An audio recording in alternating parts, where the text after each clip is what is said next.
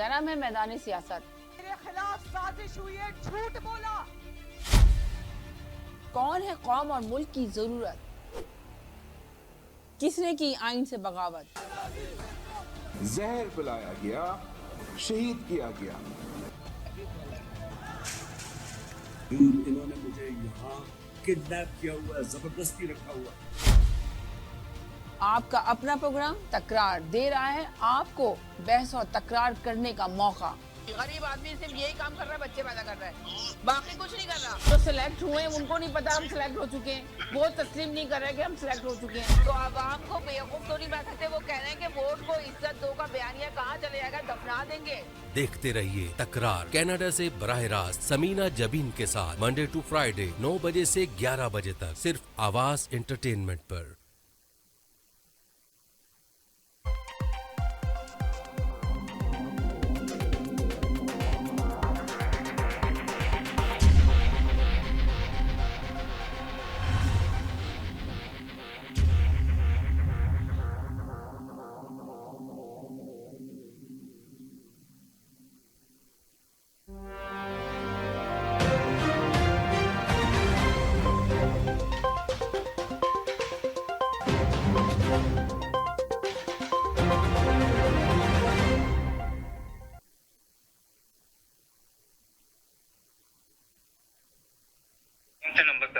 जी नाज़रीन अस्सलाम वालेकुम। देखते हैं आपको सुनते गानों को समीना का सलाम, खुशियों के रंग समीना के संग। जैसे कि आपको पता है खूबसूरत प्रोग्राम हम आपके लिए लेकर आते हैं तकरार, और आप देखते हैं अपने चैनल आवाज़ एंटरटेनमेंट देखते हैं। हमेशा की तरह कहते हैं कि मिलाइए अपनी आवाज़ हमारी आवाज़ के साथ, हम पहुंचाएंगे आपकी आवाज़ बहुत सारे लोगों तक। यही मकसद है चैनल का और यही मकसद है प्रोग्राम का। अल्हम्दुलिल्लाह आपकी आवाज़ें दूर दूर तक जा भी रही हैं। इस प्रोग्राम में आने से पहले हमेशा की तरह कहते हैं कि लफ्ज़ों का चुनाव बहुत अच्छे से तय कीजिए, ऐसे लफ्ज़ बोलिए जिससे किसी की दिल आजारी ना हो, उसका खास ख्याल रखिए तो ज़्यादा बेहतर होगा। आज हम बात करते हैं हमेशा पाकिस्तान और इंडिया की बात करते हैं कि मैशत तबाह हो रही है, पाकिस्तान में मैशत तबाह बर्बाद हो रही है और पाकिस्तान में गुर्बत दिन पे दिन बढ़ती चली जा रही है। मगर आज हम बात करेंगे अमेरिका की। अमेरिका के बारे में पूछना चाहते हैं आपसे कि वो आखिर डॉलर क्यों नीचे जा रहा है, इस कदर डॉलर गिरते चला जा रहा है और अमेरिका के भी हालात दिन पे दिन खराब होते जा रहे हैं। आखिर इसका जिम्मेदार कौन है, क्यों इतने हालात खराब हो रहे हैं? और जिस तरह हम कहते हैं कि पाकिस्तान कर्जों पे चल रहा है, तो आपको क्या नहीं लगता कि अमेरिका भी कर्जों पे चल रहा है? पर अमेरिका ने किससे कर्जा लिया? और अब आप देखेंगे अमेरिका ने जो अभी 35% टैरिफ लगाने का ऐलान किया है कनाडा के ऊपर, तो यहाँ के भी हालात आप क्या देखते हैं कि यहाँ के हालात किस तरह बेहतरी की तरफ जाएंगे या मजीद खराब हो जाएंगे, जिस तरह अभी भी यहाँ के हालात भी खराब हुए हैं। हमेशा हम पाकिस्तान की पॉलिटिक्स को ज्यादा हाईलाइट करते हैं, उस पर जरूर गुफ्तगू करते हैं, मगर जहाँ रहते हैं उस पर हम बात करना नहीं चाहते। मगर आज हमने सोचा कि हम जरूर इसके ऊपर भी बात करें। तो हमारे साथ राकेश तिवारी साहब मौजूद हैं, हिंदी अखबार के ऑनर, और हमारे साथ इरफान भाई मौजूद हैं जो बहुत बड़े तजिया निगार हैं, जो सियासत में बहुत कड़ी नजर रखते हैं, वो भी हमारे साथ मौजूद हैं। हम उनको वेलकम करते हैं अपने प्रोग्राम में। जी हेलो जी, अस्सलाम वालेकुम। इरफान भाई क्या हाल है आपके, कैसे हैं? जी वालेकुम सलाम, अल्हम्दुलिल्लाह, शुक्र है आपके तमाम नाज़रीन को भी अस्सलाम वालेकुम। जी वालेकुम सलाम। जी इरफान भाई क्या कहेंगे, ये जो अमेरिका में जो है ना इस तरह डॉलर नीचे जा रहा है, तो इस बारे में आपकी क्या राय है? और आपको कुछ पता है कि अमेरिका ने कहाँ कहाँ किन किन कंट्रियों से कर्जा ले रखा है, उस बारे में आप जरा गुफ्तगू करेंगे, फिर हम तिवारी साहब को लेते हैं बाद में। जी सर बोलिए। जी जी जी जी, ये अच्छा क्वेश्चन है, अच्छा सवाल है। लेकिन अमेरिका का जो कर्जा है वो ज्यादातर जो उनके ऊपर है वो है चाइना का। जी तो चाइना जो है वो उसने काफी कर्जा जो है अमेरिका को दिया हुआ है, और तकरीबन मेरा ख्याल है कि अब मैं वो फिगर जो है सही तरह मुझे नहीं है, मेरा ख्याल में 30 ट्रिलियन या 35 ट्रिलियन के करीब जो वो करता है अमेरिका जो है चाइना को। तो ये एक तो उनके ऊपर बहुत बड़ी कर्जा है। बाकी ये है कि दुनिया में ये इकॉनमी चलती है, उसके अगर कर्जा चढ़ता है तो उन्होंने उसके कोई रास्ते बनाए होते हैं बैक पैक करने के लिए, राइट, उसको वापस करने के कोई ना कोई रास्ता होता है।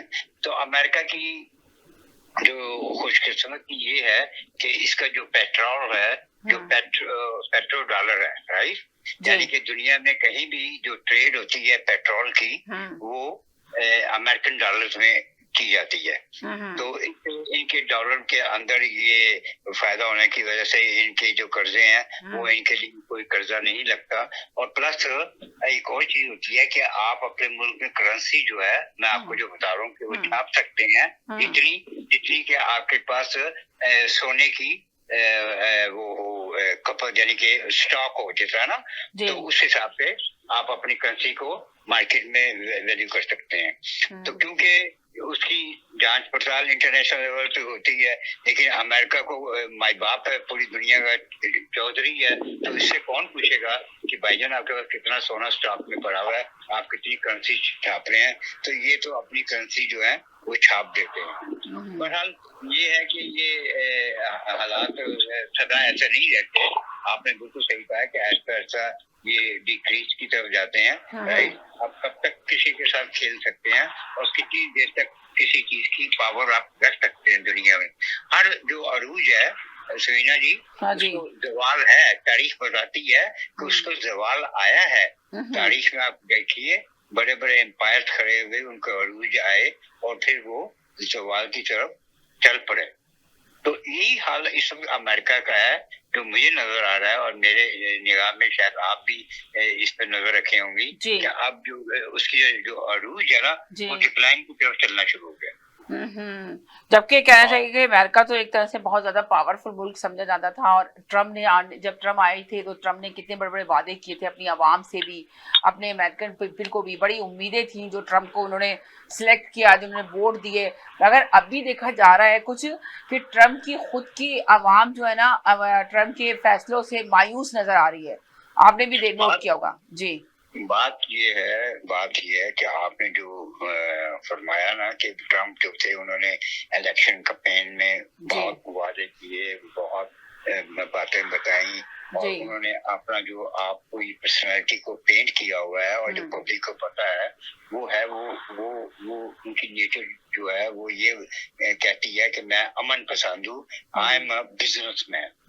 ठीक है, और आपको पता है ट्रम्प तो है ही बहुत बड़े बिजनेसमैन, और वो तो चाह रहे थे कि पूरी दुनिया में अमन कायम करें, पर वो ये काम करने में के लिए नाकामी हो गए समझ लें। अभी तो लोग मायूस हुए उनकी तरफ देखकर। असल में जब वो ये कैंपेन कर रहे थे तो वो ये भूल गए थे कि शायद वो he is not a king maker. वो किंग तो हो सकता है but he is not a king maker, क्योंकि आपको मैं बताऊं कि दुनिया में जो किंग मेकर इस वक्त बनी हुई है कुव्वतें, वो दज्जाली कुव्वतें हैं। राइट, वो बड़ी बड़ी ऐसी कुव्वतें हैं जो आपको नजर नहीं आती, जिनके हाथ में इस दुनिया का इकोनॉमी पावर है, और जिनके पास दुनिया की 3% से ज्यादा 3% जो है वो इकोनॉमी जो है वो ओन करते हैं, और वो टोटल जो है वो तकरीबन 20 से 25 या 100 की मैं एग्जैक्टली कुछ कह नहीं सकता, जो कोविड के बाद वो थोड़ा सा चेंज हो गया था।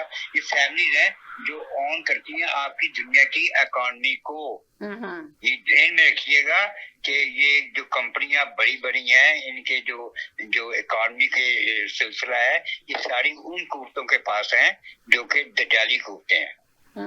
और ये वो कुव्वतें हैं जो अपनी ताकत पे, अपने पैसे के जोर पे, और ये भी नाउजुबिल्लाह समझती हैं कि वो दुनिया के खुदा हैं। तो वो जो ताकतें हैं, वो ट्रम्प साहब ने जो पॉलिसी बनाई थी, वो कहते हैं कि नहीं बाबा, आप उस पर नहीं काम करेंगे, आप वो काम करेंगे जो हम आपको हिदायत करेंगे। समझिए ना, आप हमारे इंस्ट्रक्शन पे आपकी हुकूमत को चलाएंगे।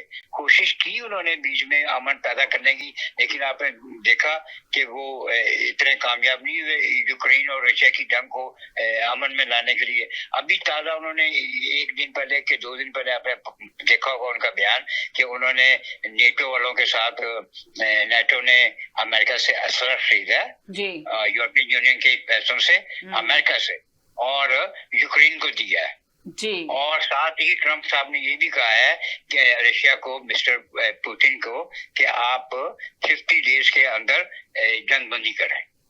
यानी कि आप ये देखिए कमाल की बात जानिए कि एक तीर से 2 शिकार कर रहे हैं। राइट, वो कैसे? एक तरफ तो वो अमन का पैगाम भेज रहे हैं उनको, और कितने दिन दिए? 50 दिन। और दूसरी अमन के लिए कितने दिन? 50 दिन। और दूसरी तरफ अपना असला बेच रहे हैं यूरोप को नेटो के थ्रू, ताकि पैसा आए और हम जो फंसे हुए इकोनॉमिकली उसमें। तो आप देखिए कितनी खूबसूरती और महारत से गेम चल रही है, समझिए ना। और आप ये बताइए कि किसी को आपने सुना होगा कि कोई आपस में कोई लड़ रहा तो उसको कहा जाए कि भाई तुम्हारे पास इतना टाइम है, 24 घंटे हैं या 72 घंटे हैं या एक हफ्ता है, राइट। मिनिमम टाइम दिया जाता ताकि जल्द से जल्द पैचअप हो सके, राइट, अमन आ सके। उन्होंने 50 दिन का टाइम दे दिया जी, 50 दिन का टाइम दिया, बिल्कुल सही कहा आपने। तो जी आप ये देखिए 50 दिन में अब वो कितना असला बेचेंगे और कितना खेलेंगे वो इस इश्यू से। जी, कितना खेलेंगे, कितना इश्यू से। इसलिए तो आप देखें ना कि वहां पे भी हालात दिन पे दिन बिगड़ते चले जा रहे हैं। अगर अमेरिका में समझ लें कि आज कोई बच्चा बॉन्ड होता है तो आप सोचें कि वो कितना कर्जा चुकाएगा अमेरिका के अंदर, जब अभी बॉन्ड बच्चा, उसको क्या बेनिफिट मिलेगा, इस कितना ज्यादा वो कर्जे में, उसका जो पेरेंट्स हैं वो कितने डूबे हुए हैं इस वक्त। अमेरिका यकीन करें इस वक्त समझ लें ये उन मुल्कों के बीच में आके खड़ा हो गया जो हमारा अपना पाकिस्तान और इंडिया की बातें हम करते हैं। नहीं, ये ऐसे ही अभी नहीं ऐसा हुआ।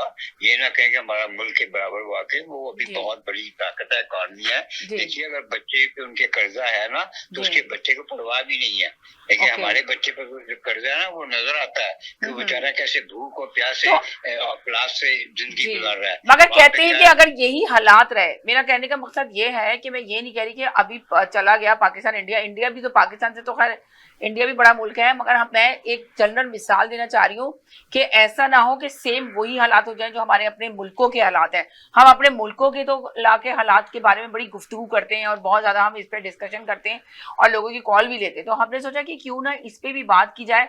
ये जो अभी हालात चल रहे हैं, आप देखिए इंडिया का जो अवाम है, अमेरिका की जो अवाम है वो अभी बहुत ज्यादा परेशान है। मगर हमेशा हम लोग इंडिया पाकिस्तान की बहुत ज्यादा बात करते हैं कि गुर्बत बहुत ज्यादा बढ़ती चली जा रही है और महंगाई इतनी हो चुकी है, गरीब अवाम से रोटी छीन ली गई है।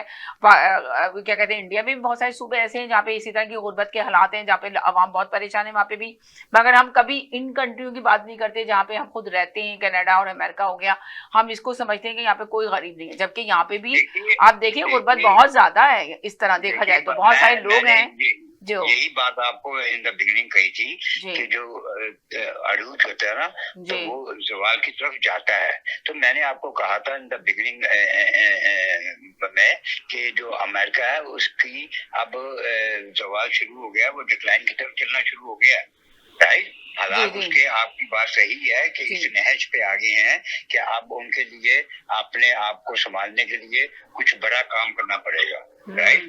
जी, मेरे कहने का मकसद यही है, मगर ये नहीं है मकसद कि अब अमेरिका बिल्कुल ही पाकिस्तान की तरह बन गया है।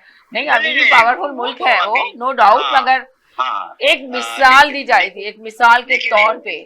नहीं, लेकिन मैं आपको एक बात बताऊं, एक चीज का और भी खतरा है जो हमें अपने ज़हन में रखना चाहिए हालात को जायजा लेते हुए। वो ये है कि आप ये देखिए कि अमेरिका के अंदर जो है एक ज़हनी तबका जो है वो ये चाह रहा है कि इसके क्या कहते हैं अमेरिका के इस वक्त टुकड़े हो जाए, वो जो यूनाइटेड स्टेट है वो इस तरफ ना हो जाए कि वो इंडिपेंडेंट स्टेट्स के अंदर चला जाए। और वो हालात थोड़े बहुत आपने एक 15-20 दिन पहले, महीना पहले या 3 हफ्ते पहले वो कैलिफोर्निया में देख लिए होंगे कि कैसे वहाँ के गवर्नर ने क्या हालात पैदा कर दिए थे और क्या हो गया था वहाँ पे, आपने देखा होगा। तो मकसद मेरा ये है कहने का कि बात वही सिंपल आके बॉटम लाइन पे यही आती है कि जवाल को अरूज है और इकॉनमी जो है वो अभी तक तो बड़ी कंपनियां जो हैं वो इसको खा रही हैं और पैसे लगा रही हैं अमेरिका में, और अभी भी पब्लिक जो है वो कर रही है। लेकिन ये इनकी ये बात है कि इनके जो गवर्नमेंट है और ये मीडिया जो है वो इतनी उसकी पब्लिसिटी नहीं करता जितनी कि हमारे यहाँ पब्लिसिटी हो जाती है अगर कोई गुर्बत का मामला हो। और हकीकत में है मामला हमारे यहाँ तो 70% जो लोग हैं वो पिस रहे हैं गुर्बत से, 70 के करीब, राइट। लेकिन यहाँ पे ये देखिए समीना जी, ये अमेरिका के अंदर उल्टा हिसाब है। हमारे यहाँ 70% लोग जो है वो पिस रहे हैं और अमेरिका में 70% जो है अभी तक खा पी रहे हैं, खुशहाल है, यानी कि वो अभी डिक्लाइन की तरफ नहीं आए। समझी ना। और जॉब्स जो है वो क्रिएट हो रही हैं और लोग जो है वो अपने मामला जिंदगी के वो जो है उनको चला रहे हैं। लेकिन ये है कि वो अपना हालात जो है वो उस तरफ शुरू हो गए हैं जाने को। और क्या कहते हैं, अब देखिए ये जो मैंने आपको बताया ना कि उसमें जो ट्रम्प ने रशिया को वार्न किया है और टाइम दिया है 50 डेज का, तो उसमें इसने ये भी कहा है कि अगर रशिया ने ये मामला सेटल ना किए और जो कंट्रियां रशिया को सपोर्ट कर रही हैं फाइनेंशियली, यानी कि उनका मकसद है जो तेल ले रहे हैं रशिया से, राइट, क्या कहते हैं ग्रे मार्केट से, जिसमें आपको पता है ज्यादातर बड़ा जो गाहक है वो इंडिया और चाइना है। तो वो कह रहे हैं कि अगर इन लोगों ने ये भी इस ताउन में शरीक हुए रशिया के साथ, अपना ट्रम्प ने कहा है, तो वो जब वो जो एक्सपोर्ट करेंगे अपनी चीजें अमेरिका को, इंडिया या चाइना, तो उसमें मैं 30% टैरिफ लगा दूंगा। ये उसने, तो मकसद है कि बातें जो चल रही हैं दुनिया में, जो इश्यू चल रहे हैं ना समीना जी, वो हालात यही चल रहे हैं कि वो हालात आपको एक तीसरी और खौफनाक जंग की तरफ धकेल रहे हैं। समझिए ना। अब ये जो चाइना है ये कोई छोटी पावर नहीं है, इसको आप मत आप समझिए पुराना चाइना है, 40 साल पुराना। समझिए ना। चाइना एक बहुत बड़ी सुपर पावर बन चुकी है, जो कि लेकिन उसकी चाइना की खसूसियत ये है वहाँ के लोगों की और वहाँ की गवर्नमेंट की कि वो उनकी नेचर ऐसी है। तो आपको आपकी बातों से ऐसा लग रहा है कि यानी कि चाइना जो है अमेरिका से ज्यादा पावरफुल बन गया है, वरना दुनिया में तो सबसे ज्यादा यही माना जाता था कि अमेरिका बहुत पावरफुल कंट्री है, मगर आपकी बातों से जाहिर हो रहा है कि चाइना अब ज्यादा पावरफुल बनता हुआ नजर आ रहा है आपको। देखिए बात ये है कि मैंने आपको कहा ना डिक्लाइन होता है हर अरूज का, तो आप उसको समझिए ना कि आखिर किसी ने रिप्लेस तो होना होता है ना। चले इरफान भाई जरा इनसे भी ले लें, इसका भी मैसेज, इनके भी वही सवालों के जवाब ले लें, आप साथ ही रहें, तो देखते हैं इनकी क्या राय। जी सर, तिवारी साहब से। जी तिवारी साहब। समीना जी, मुझे खुशी है कि करीब 22 मिनट बाद में आपको मेरी याद भी आई कि भाई मैं भी यहाँ पे हूँ मौजूद। ओके जी, असल में वो बहुत अच्छी बात कर रहे थे, मैंने कहा आप सुन लें, फिर उसके बाद ही आपके साथ डिस्कशन करेंगे। क्योंकि प्रेसाइज अगर हम रहते हैं ना, क्योंकि अभी हम ऑल ओवर गए हैं, आपको जो प्रेसाइज पॉइंट था उससे बहुत कई जगह पे हम कई जगह जो है वो तो लाजिम है घूमने है ना, तो तफसील से बयान किया जा रहा है ना कि देखें क्या है। अभी हमने आपसे भी वही सवाल है, हो सकता है आपकी राय दूसरी हो। मैंने आपको बताया कि अमेरिका का डॉलर गिर रहा है, अमेरिका का डॉलर क्या वजह है, क्यों गिरता चला जा रहा है? राय नहीं है कि अमेरिका, देखिए शायद इस मुद्दे पे तो पहुंच ही नहीं पाए, हम लोग इसी बात पे पहुंचे रहे। जहां तक मैंने सुना है कि अमेरिका का, इजराइल का, उसके बाद में पाकिस्तान का, फिर इंडिया का, फिर चीन का, रशिया का, ये सारी जगह गए हैं। अमेरिका में डॉलर गिरने का जो कारण है, जो बताया जा रहा है विद्वानों के द्वारा, जो कह रहे हैं, उनका सीधा ये पहली बार हुआ है 1973 के बाद में, और इसके लिए पूरी तौर पे ट्रम्प साहब की जो इकोनॉमिक पॉलिसीज है वो जिम्मेदार हैं, जिसके अंदर वो टैरिफ लगाना है। उन्होंने अपने दोस्त दुश्मन किसी को नहीं समझा कि कौन दोस्त है कौन दुश्मन है, वो सब सवाल ही नहीं उठता। जब उन्होंने कनाडा तक को नहीं छोड़ा तो उसके बाद में फिर किसी का नाम लेना बनता नहीं है। एक तो जो अभी डॉलर, क्योंकि अब डॉलर का डाउन होने का मतलब क्या, आपकी डॉलर पर से भरोसा कम होना। दुनिया में दूसरे ऑर्गेनाइजेशन जैसे ब्रिक्स में बन चुका है, और उसके बाद में शंघाई कोऑपरेशन जो है वो भी बना हुआ है, तो बहुत से एशियान देश बने हुए हैं। तो ये सभी अपनी अपनी जगह पर, चाहे ग्रुप ऑफ नेशन है, उसी तरह से अफ्रीकी नेशन है, वो सभी एक दूसरे के साथ में मिल करके अपनी एक यूनिटी बना रहे हैं। इस लिहाज से आज दुनिया जो पहले यूनिलीवर थी, एक तरह से कहा जाए कि पहले रशिया और अमेरिका दोनों थे पावर में, मतलब एक तरफ नॉर्थ और साउथ।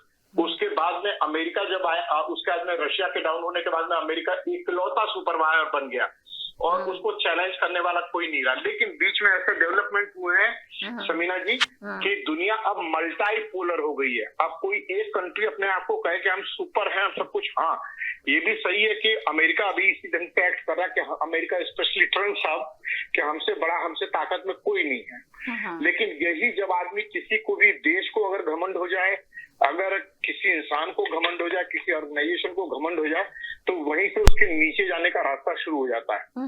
तो उसी में डॉलर की गिरावट भी है, ठीक है। और एक तरह से ट्रंप साहब अब आ गए हैं पूरी तौर पे, जिसे कहते हैं बुलिंग करना। बुलिंग करना मतलब कि अब देशों को बुलिंग कर रहे हैं, लालच भी दे रहे हैं और जबरदस्ती कर रहे हैं एक तरह से, ओके। और तो वो सारे रीजन है। लेकिन एक चीज और आपने पूछी थी कि किस कंट्री का जो है कितना डेट है, मतलब वो पूछा था आपने ना। तो मैं आपको बता सकता हूँ कि सबसे ज्यादा चाइना का नहीं, लेकिन सबसे ज्यादा जो कर्जा है वो जापान का है 1.1 ट्रिलियन। चाइना का नंबर 2 पे आता है 770। यानी कि चाइना से भी ले रखा है, जापान से भी कर्जा ले रखा है, अमेरिका से नहीं ले रखा है। सुनिए टॉप 10 की बात मैं बता रहा हूँ आपको। टॉप 10 में जापान है, चाइना है, यूनाइटेड किंगडम है, लग्जमबर्ग है, स्विट्जरलैंड है, आयरलैंड है और कैमान आइलैंड है, बेल्जियम है, ताइवान है और इसमें इंडिया भी है 10वें नंबर पे। इंडिया से यानी कि 10 ममालिक से अमेरिका ने कर्जा ले रखा है। ये टॉप 10 है, उसके अलावा भी हो सकते हैं। इसके अलावा भी हो सकता है, मगर आपके टॉप 10 है ये। 200 सुनिए पूरी बात। इंडिया से ले रखा है 225 बिलियन डॉलर का कर्जा। और उसके अलावा जो है, जो अमेरिका ने अपने घर के अंदर में अपने होम में या बाकी ऑर्गेनाइजेशंस जो है उनसे जो कर्जा ले रखा है, कि फॉरेन कंट्रीज का जो टोटल मिला करके कर्जा बनता है 7.6 ट्रिलियन डॉलर्स, जो फॉरेन कंट्री से लिया है कुल मिला के। जबकि अंदर अपनी कंट्री के अंदर में किस किस दबाव के अंदर में चलना पड़ रहा है इसको, अमेरिका को और ट्रंप प्रशासन को, उसके अंदर में वो है करीब 34 ट्रिलियन डॉलर। तो मैं आपको बताता हूँ कि फॉरेन। हेलो, हाँ जी, एक सेकंड तिवारी साहब, ये एक सवाल है जिमनी साहब मेरा, सॉरी अबाउट दैट कि मैंने इंटरप्ट किया, आपको माफी चाहता हूँ। लेकिन वो ये है कि जो इंडिया का आप कह रहे हैं 200 समथिंग बिलियन डॉलर, जो 225 मिलियन डॉलर कह रहे हैं कि ले रखा है। बिलियन ओ वैसा नहीं, मिलियन नहीं, बिलियन का डॉलर कह रहे हैं। 225 बिलियन नहीं, बिलियन मिलियन नहीं, बिलियन मैं समझ रहा हूँ। अगर 225 मिलियन दिया हुआ है तो वो किस मद में दिया हुआ है? बिलियन नहीं इरफान भाई, बिलियन मैं मिलियन ही कह रहा हूँ, एम से नहीं, बी से बिलियन। 225 बिलियन जी। ताइवान ने दिया है 240 बिलियन। अच्छा, बेल्जियम का है 250 बिलियन। इंडिया की टोटल एक जो जीडीपी है उसके पास वो है 600 समथिंग बिलियन, राइट? और आप ये फरमा रहे हैं कि 225 बिलियन जो उसने अमेरिका को। सर मैं नहीं कह रहा हूँ, जाके सर्च कर लीजिए। नहीं, सर्च कहने से नहीं होता। मैं आपको दूसरी बात सुनिए, आप सुनिए, एक सेकंड मेरी बात पूरी हो जाएगी सर। आप मुझे कहीं और लेके जा रहे हैं। लेट मी कंप्लीट माय, आपने बीच में इंटरप्ट किया था माजरत चाहते हुए, तो मैंने आपको बोलने दिया। लेकिन let me complete my thought, let me complete my thought sir. Let me complete my thought sir. भाई किस मत में अमेरिका ने, किस शेप में, जी इरफान भाई, क्या आप क्या कह रहे हैं? एक सेकंड तिवारी साहब, क्या आप क्या कह रहे हैं? एक सवाल आपसे ही पूछ रहे हैं। किस शेप में ये कर्जा दिया इंडिया ने अमेरिका को, किस पढ़ाई में दिया है, वो जरा बताइए कि कैसे। वो पूछना चाह रहे हैं आपसे। सुनिए, आप सर्च कर लीजिएगा, मैं आपको क्या नाम है, आप जाकर के सर्च कर लीजिएगा, या प्रोग्राम के बाद में मुझसे मैं समीना जी को डाटा भेज दूंगा कि किस शक्ल में दिया है।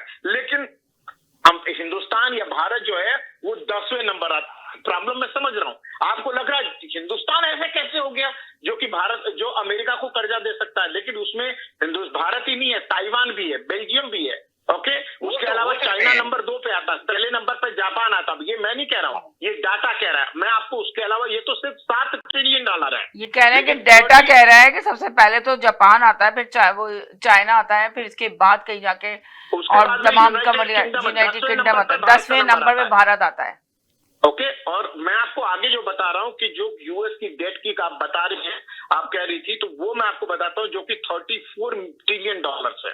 समझिए मेरी बात को, कि जो कि 34 ट्रिलियन डॉलर्स जो यूएस अमेरिका जो है अपने घरों के अंदर में, अपने घर के अंदर, जिसमें फेडरल रिजर्व के लिए को उसको 7 ट्रिलियन डॉलर का कर्ज है, US individuals bank, pension fund और म्यूचुअल फंड का $9 ट्रिलियन है, सोशल सिक्योरिटी ट्रस्ट फंड और अदर गवर्नमेंट ट्रस्ट फंड के $6.9 ट्रिलियन हैं और स्टेट एंड लोकल गवर्नमेंट्स के $0.9 ट्रिलियन हैं। तो टोटल मिलाकर के $42 ट्रिलियन का सुना दीजिए, इतना कर्जा इस मुल्क का है, इसका इतना कर्जा है, वो तो सही है बात। देखिए अब आप ये बताइए कि ये हालात किस तरफ जाएंगे। हम तो ये जानना चाह रहे हैं कि ये जो उसकी इकॉनमी है अमेरिका की, वो किस तरफ को लौटेगी। देखिए आप अगर पूछ रहे हैं, ये सवाल बहुत महत्वपूर्ण है, बहुत इंपॉर्टेंट इस लिहाज से है कि अमेरिका नाम का ऊंट जिधर करवट बदलेगा, ओके, दुनिया की करवट भी उधर ही बदलेगी। क्योंकि ये बात सही है कि अगर अमेरिकन इकोनॉमी अगर डाउन होती है तो पूरी दुनिया पे इसका असर पड़ता है। क्योंकि आज की तारीख में जैसे भी हो, अमेरिका सबसे बड़ा मार्केट है। वहां पे जो 250 मिलियन या 200-300 के करीब मिलियन पहुंचने वाली जो आबादी है, उसके पास में पैसे हैं, ठीक है, वो खरीदते हैं, चीजें खरीदते हैं, उनको पूरी दुनिया बेचती है सामान, और जितना भी बेचती हो, किसी का 2 बिलियन है, किसी का 10 बिलियन है, किसी का 50 बिलियन, लेकिन अमेरिका एक मार्केट है।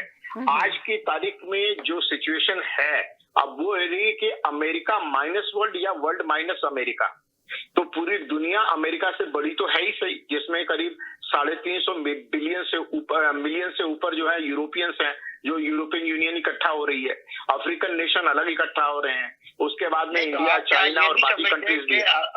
अमेरिका के डॉलर को किसने थामा हुआ है इस वक्त दुनिया में? क्या आप नहीं समझते कि पेट्रो डॉलर जो है उसने इस वक्त, सर अमेरिका के डॉलर को थामा कहाँ हुआ? सबसे अमेरिका का डॉलर तो अब गिर रहा है, यही तो सवाल है हमारा बहुत बड़ा।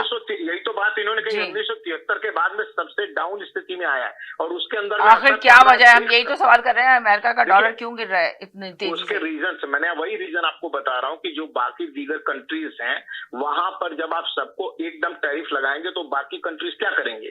बाकी कंट्रीज आपस में दूसरे ढंग से डील करना शुरू करेंगी। जैसे चाइना ने इंडिया ने रुपए में शुरू कर दिया, चाइना ने अपने यूनान में शुरू कर दिया, तो बाकी कंट्रीज, क्योंकि काम तो उनको करना है, पहले डॉलर जो है लेकिन कमोडिटी, अरे पहले बात तो सुनिए सर, टैरिफ लगा है वो इम्प्लीमेंट। समीना जी मैं बात नहीं कर सकता ऐसे, ओके, थैंक यू। अरे बात करें, आप नाराज ना हो, बात कंप्लीट कर लें।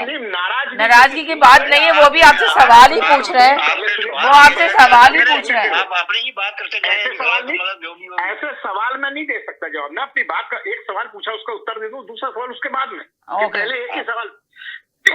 तो मेरा पॉइंट सिर्फ इतना सा है इसके अंदर में कि अमेरिका के डॉलर गिरने के बहुत सारे वजूहात हैं, सिर्फ एक वजह के ऊपर काम नहीं कर सकते। देखिए इसमें वार जो है वो अपनी जगह पर है, टैरिफ तो इन्होंने सब पर लगाया वो अपनी जगह पर है, ठीक है। ये दो मेजर अभी आइडेंटिफाई किए जा सकते हैं, और उसके बाद में जो इन्होंने प्रॉमिसेस किए हैं वो जो है भी पूरा नहीं कर पा रहे हैं। आज की तारीख में आप सबसे लड़के बैठे हुए हैं, यूरोपियन यूनियन से अलग लड़के बैठ गए, इंडिया, चाइना, रशिया, सबके आपको लग रहा है कि सब आपके नीचे और आप सबसे ऊपर हो। तो ये एटीट्यूड जो है वो किसी को बहुत आगे नहीं लेके जाता। वही ट्रम्प साहब की सिचुएशन है, उनकी जितनी गाड़ी अभी तक चलनी थी धक्का मार के वो चल रही है।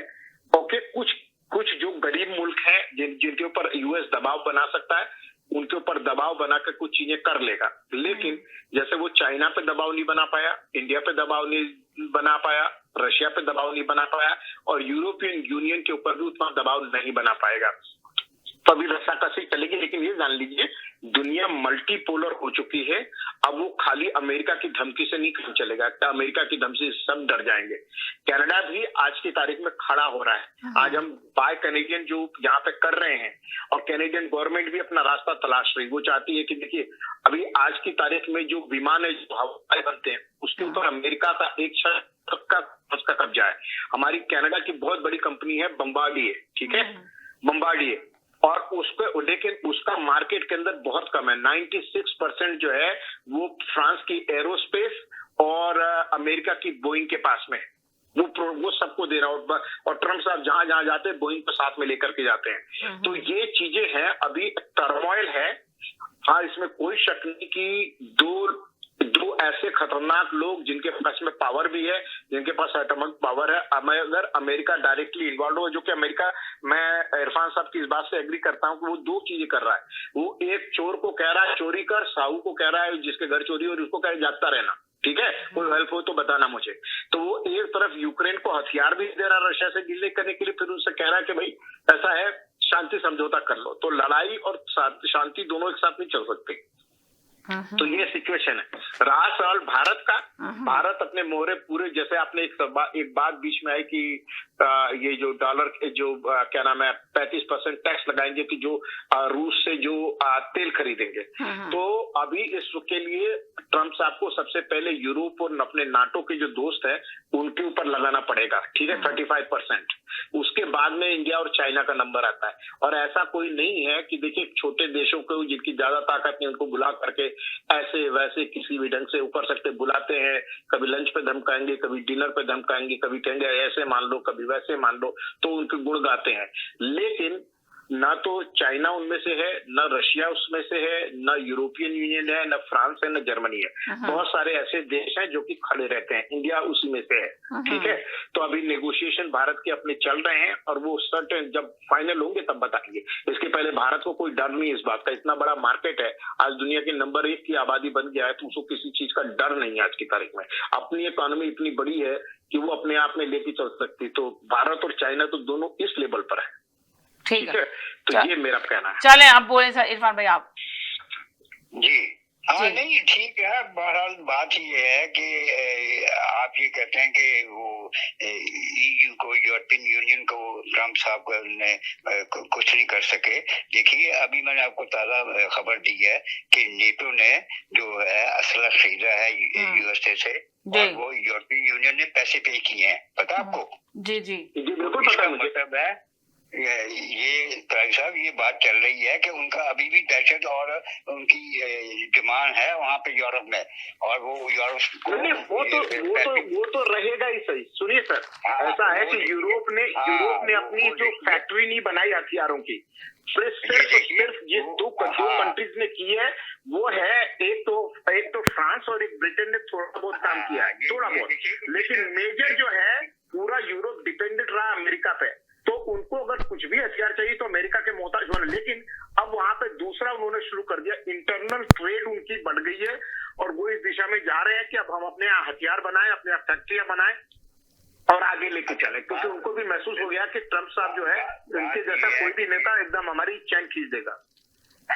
बात ये है कि अब देखिए जो चाइना है, चाइना जो है उसको पता है कि अमेरिका जो है उसकी कंडीशन क्या है, वो भी नहीं जानता। आपने जहाँ तक कही ना टैरिफ की बात दुनिया में कि अमेरिका ने ये धमकी दी टैरिफ की और ये वो, आप ये देखिए उनकी टैरिफ की ये जो धमकी है कितनी कंट्रीज पे इम्प्लीमेंट हो सकी है। चाइना से सारी कंट्रियां पीछे लग रही हैं। चाइना पे लगाई थी 120, पीछे हो गया, हट गया पीछे। तो अभी जो कनाडा पे लगाया, तो आपको लग रहा है कि इसमें भी पीछे हट जाएगा या लगाएगा? नहीं, देखिए कनाडा की क्या मजबूरी है, कनाडा के पास इर्द गिर्द कोई मार्केट नहीं है। कनाडा सिर्फ डिपेंड करता है अमेरिका के ऊपर, समझिए।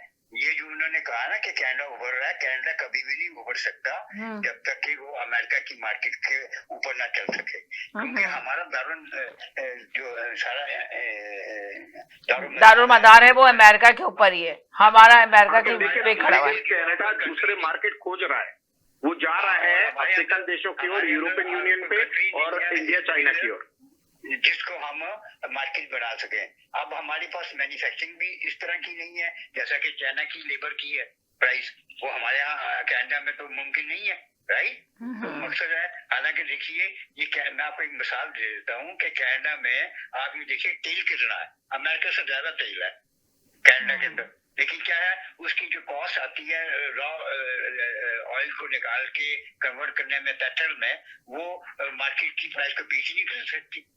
तो मुसीबत ये है कि हमारे यहाँ लेबर महंगी है और चीजें तो अवेलेबल हैं, लेकिन कनाडा जो है वो एज सच अमेरिका के बगैर कुछ नहीं है। तभी तो देखिए उसने शेर होकर क्या किया था ट्रम्प ने कि कनाडा को चाहिए कि अमेरिका की वो 51 स्टेट बन जाए, राइट। इस पे प्रेशर डालता रहा और कैनेडियन गवर्नमेंट जो है वो इसे भाग रही कि नहीं हमारी अपनी पहचान होनी चाहिए, ये है वैसे आपके साथ हम हैं, राइट, आपसे लड़ना नहीं चाहते और ये नहीं करना चाहते, क्योंकि उनको पता है कि ये मार्केट है ही हमारी। और आप ये देखिए कि कनाडा के अंदर जो बैठी हुई बड़ी बड़ी कंपनियां हैं वो सारी अमेरिकन है, कैनेडियन कंपनी तो बहुत कम है, सारे उसको ठीक है। लेकिन लेकिन अभी कनाडा जो है अमेरिका का 51st स्टेट बना भी नहीं है, और मुझे नहीं लगता कि इतनी आसानी से कोई बना पाएगा। देखिए वो एक प्रेशर था, वो ये नहीं था कि मकसद। सही कह रहे हैं इरफान भाई, वो एक प्रेशर था, वो एक ऐसा मुमकिन नहीं था, मगर वो देखिए ये झटके दिए जाते हैं ताकि भाई तुम आप इसको मैं एक बाजारी गुफ्तगू में ये कहूंगा कि भाई जरा ध्यान से रहो और इतने। अच्छा, तो ये बताएं कि क्या कनाडा तैयार है था? कनाडा तो कभी भी तैयार नहीं था और ना तैयार होगा वो। जी किस चीज के लिए? और अमेरिका भी तैयार नहीं। किस चीज के लिए? जी अमेरिका भी समीना जी किस चीज के लिए? यही उसके साथ शामिल होने के लिए एक मुल्क बनाना चाहता था ना अमेरिका के कनाडा को, सिर्फ इसके मिले। मुझे बता, दुनिया में कौन सा मुल्क होगा जो मिलना चाहेगा, वो भी बिना किसी रीजन? यही तो वो मिलाना चाह रहा था, उसने कहा था ना कि वो तो आप सोचे वो तो चल ही रहा था, अमेरिका को तो ये भरम था ना, गरूर था कि कनाडा चली मेरी वजह से रहा है। मैं यही अर्ज कर रहा हूँ, आप समझी नहीं कि अमेरिका ने सिर्फ उसको हलाया है, जगाया है, और ना वो चाहता है कि वो इतनी बड़ी कंट्री की लायबिलिटी अपने ऊपर डाल दे और उसको बढ़ाए, और ना ही दुनिया के अंदर ऐसा कुछ हुआ है कि इतने बड़े मुल्क के ऊपर आप कब्जा करके उसको एक परमानेंस और अपने अंडर कर दें, ऐसा जरा नामुमकिन है। और लेकिन ये है कि वो प्री कॉन्शियस कर दिया है ये पॉलिटिशियंस को कनाडा के, और आपने देखा कि उसको ट्रूडो को भी फटाफट फारिग किया, और ये जो दूसरा प्राइम मिनिस्टर है इसके मुतालिक ट्रम्प साहब ने बड़ी अच्छी अपनी वो जेस्चर दिया कि ये बड़ा अच्छा आदमी है प्राइम मिनिस्टर ने, और उसको बुलाया अपने पास और समझा दिया। तो मतलब है ये ऐसा होता नहीं है इतनी जल्दी बड़े फैसले के आपने कंट्री पे कब्जा कर दिया और आपने क्या दिया और कागजात मुकम्मल हो गए। ये कागजात मुकम्मल हो गए और पूरी कोशिश की गई, मगर देखिए वो नाकाम ही रही ना, पूरी कोशिश तो नहीं हुई है। कनाडा कैसे बर्दाश्त करता? अब ये है कि वो जो टैरिफ लग रहा है उससे का क्या असर पड़ेगा? छोटी सी बात बोलूं समीना जी? हाँ जी बोले। हाँ बोले। बोलना ये है कि जब ट्रम्प से पूछा गया ये सवाल कि आप कनाडा के ऊपर को 51st स्टेट कैसे बनाएंगे, तो ट्रम्प ने कहा, और उससे पूछा गया स्पेसिफिकली क्या आप इसके ऊपर अटैक करेंगे, तो उसने साफ कहा कि नहीं मैं ऐसा कुछ भी नहीं करूंगा, लेकिन मैं जो करूंगा वो ये है कि मैं उनको आर्थिक रूप से फाइनेंशियली इतना मजबूर कर दूंगा कि इनके पास में कोई चॉइस नहीं बचेगी हमारे पास आने के लिए, समझे ना? किसी को तो आपको लग रहा है कि अमेरिका इतना मजबूर कर देगा कि उनको वापस जाना ही पड़ेगा, हालात ऐसे पैदा हो जाएंगे? कर रहा है ना अमेरिका आज की तारीख में। देखिए अभी गया है वो वियतनाम से जो डील किए अमेरिका ने, उसने मालूम क्या किया कि अमेरिकन सारे सामान जो है वो वियतनाम के अंदर ड्यूटी फ्री जाएंगे, जबकि वियतनाम का जो सामान आएगा उसके ऊपर उन्होंने लगा रखा है 25-26% टैक्स लगा रखा है। अभी इंडोनेशिया के साथ में डील की है, जिसको बोइंग दिए हैं कि भाई बोइंग भी हमसे खरीदो, हमसे हथियार भी खरीदो, और उसके साथ में कहा कि भाई इंडोनेशिया में हमारा सारा माल विदाउट टैक्स जाएगा, और जो है इंडोनेशिया के ऊपर जो क्या नाम है उसका जो माल जो अमेरिका में आएगा वो करीब उसके ऊपर 19% टैक्स होगा।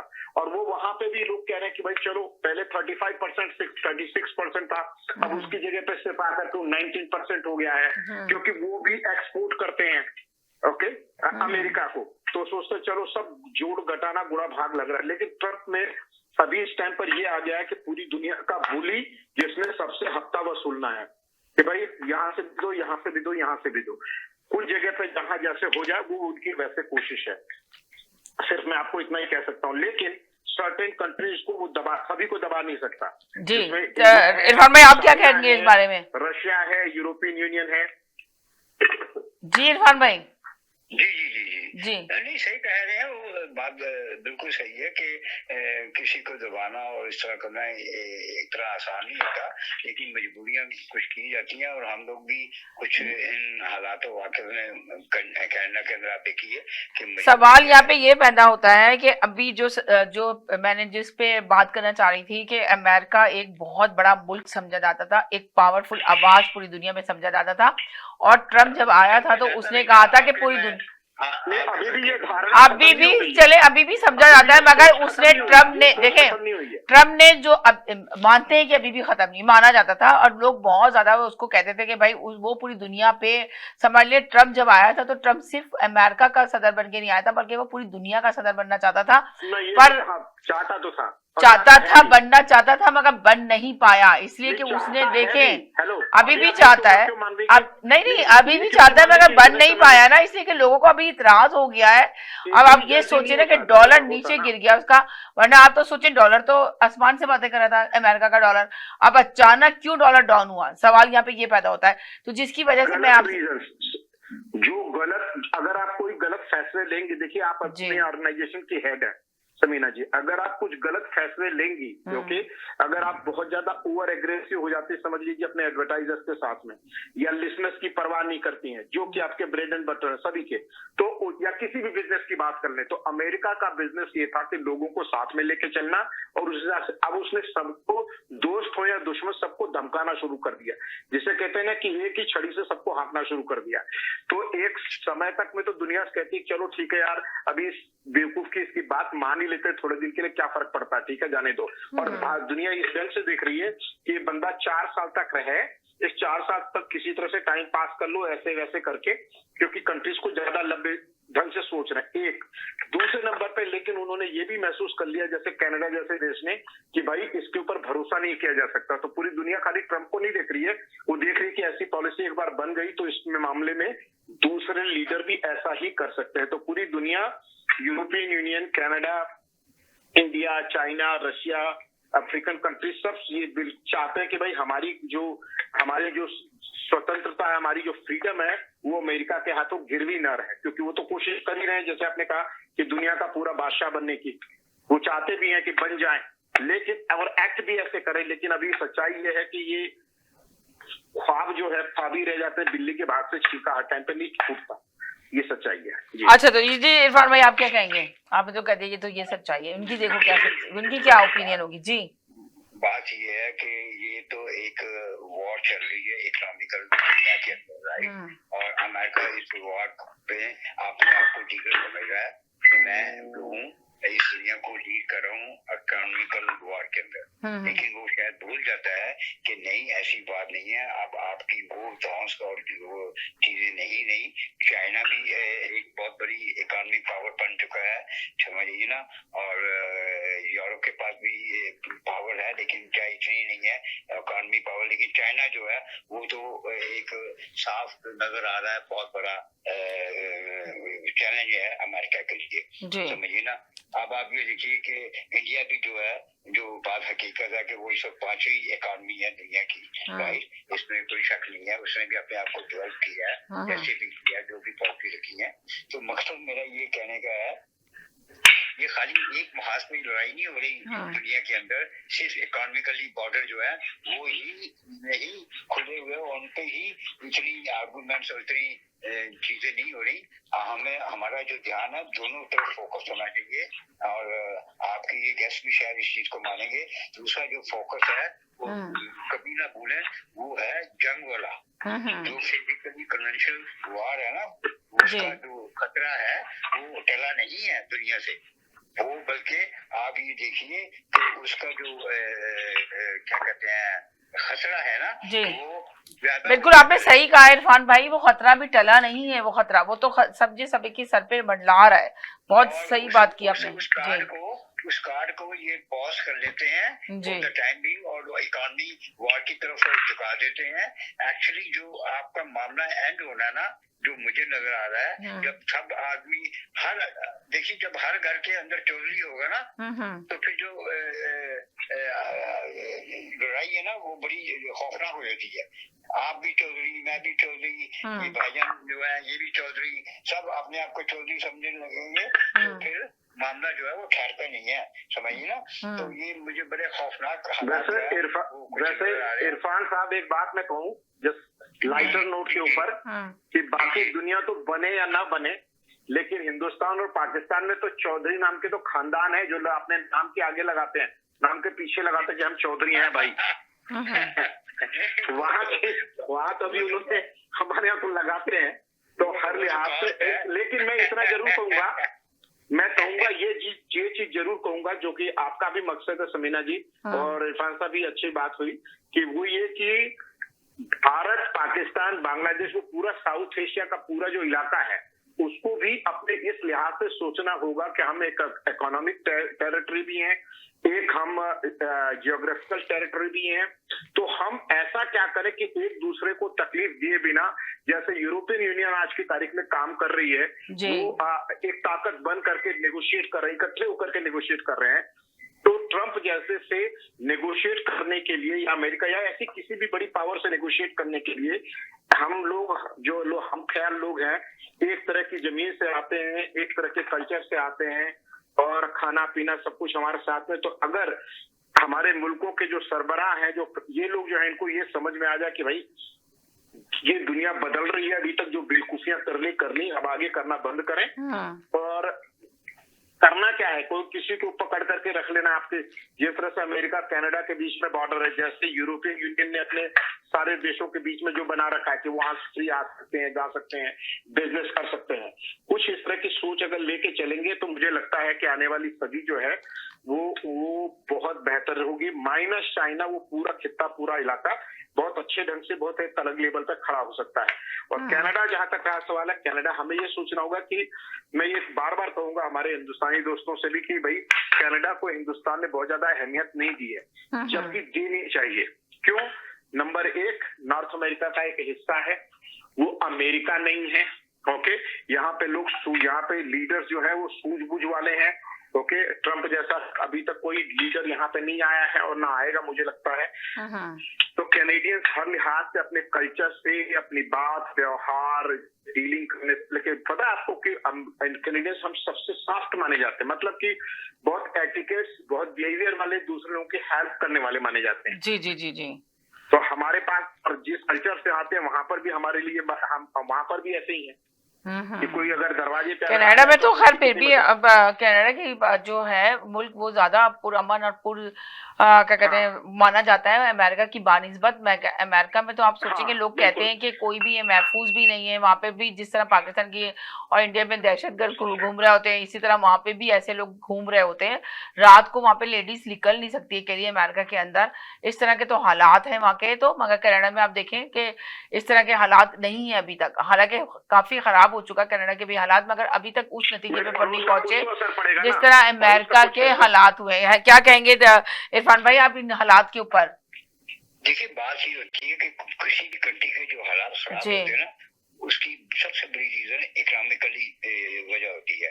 राइट, अगर आपकी कंट्री के अंदर माशी हालात खराब हैं और आवाम जो है उसमें तंग है और आवाम की जो जरूरियात जिंदगी है वो सही तरह पूरी नहीं हो रही, और वहाँ पर फिर क्राइम रेट भी बढ़ता है, छीना छानी भी होती है। छीना छानी भी, बिल्कुल आपने सही कहा, इकोनॉमिक की वजह से जो नहीं है, बदसूनी भी पैदा होती है, पीस भी जो है वो उठ जाता है, और गवर्नमेंट को उसमें काफी दिक्कतें आती हैं एडमिनिस्ट्रेशन के अंदर इन मामला में।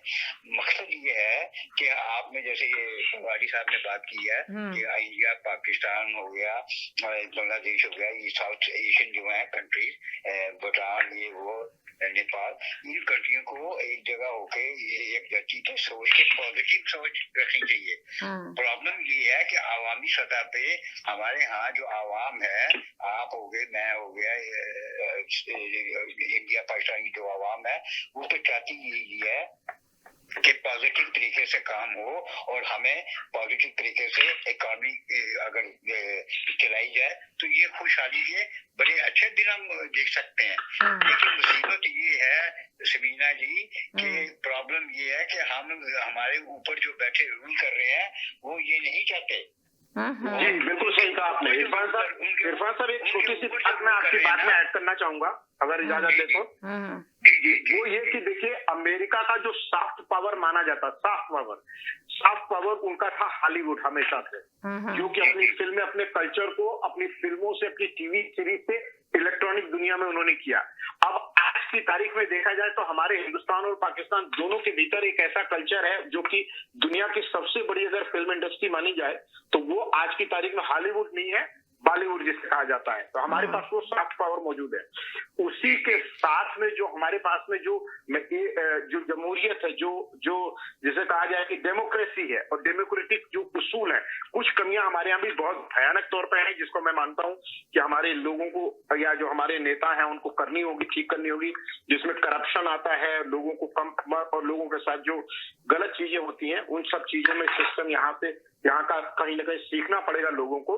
लेकिन मेरा ये मानना है कि अभी हमारे पास में इतनी बड़ी ताकत है अपने लोगों की, उन लोगों पर भरोसा करें, उनको अच्छा एडमिनिस्ट्रेशन दे कि लोग कोई पुलिस से लेके सिस्टम लेके उनको हर जगह नोचे खसोटे नहीं, चाहे अस्पताल हो, चाहे पुलिस हो, चाहे स्कूल हो, चाहे रोड्स हो, ये सब चीजें अगर हम ठीक दें तो हम लोगों को यहाँ पे आने की जरूरत नहीं है। और वैसे भी आज की तारीख में क्या हो चुका है, आज अब पूरी दुनिया का जो बिजनेस है, अमेरिका से लेकर के पूरा यूरोप और जितने भी हैं, वो सारे के सारे आज किधर वो देख रहे हैं, जाके अपनी बड़ी बड़ी कंपनियां भारत में अपने शोरूम्स बना रही हैं, अपनी फैक्ट्रियां लगा रही हैं। आपको पता है टेस्ला ने मुंबई के अंदर में जा करके उसने अपना सबसे पहला फैक्ट्री भी लगाने का वादा कर दिया है महाराष्ट्र में, और उसके साथ में वो वहां पर उन्होंने अपना शोरूम भी खोल दिया है।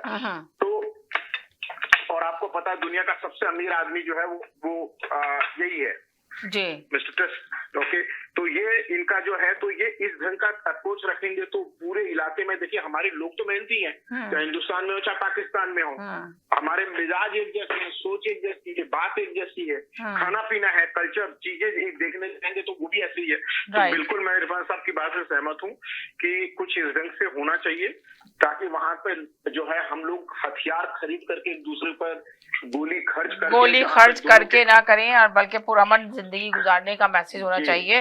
बहुत अच्छी बात की आप दोनों का, बहुत शुक्रिया। मैं साथ एक छोटे से ब्रेक की तरफ जाने, ब्रेक वाला अगर आपको दुबई या मिडिल ईस्ट नुमा ज़ेवरात की तलाश है तो आपको दूर जाने की बिल्कुल जरूरत नहीं। आज ही हमारे मिसिसागा रिचवे स्टोर तशरीफ लाइए, अल करम ज्वेलर्स। हमारे पास सोने के बेहतरीन कंगन, कड़े, झुमके, हार और सोने के सेट्स भी दस्तयाब हैं। शादी हो या मेहंदी या कोई भी फंक्शन, आपकी पसंद के तमाम जेवरात आपको हमारे स्टोर में मौजूद मिलेंगे। आज ही हमारे स्टोर पर तशरीफ लाइए, अल करम jewellers, 3465 platinum drive, unit 99, Mississauga, या फिर कॉल करें 905-828-0009। अल करम ज्वेलर्स, फरमाइश आपकी, गारंटी हमारी। HK Movers, home, offices, apartments and delivery, big or small, we move it all. HK Movers. Local and long distance, we also ship cars, Keller Transport and moving services. For service with a smile, give us a call. Call Mr. Harminder 416-524-6704. 416-524-6704 पे. Visit 140 Advance Boulevard, Unit number 10, Brampton. Long distance moving specialist. HK Movers. HK Movers.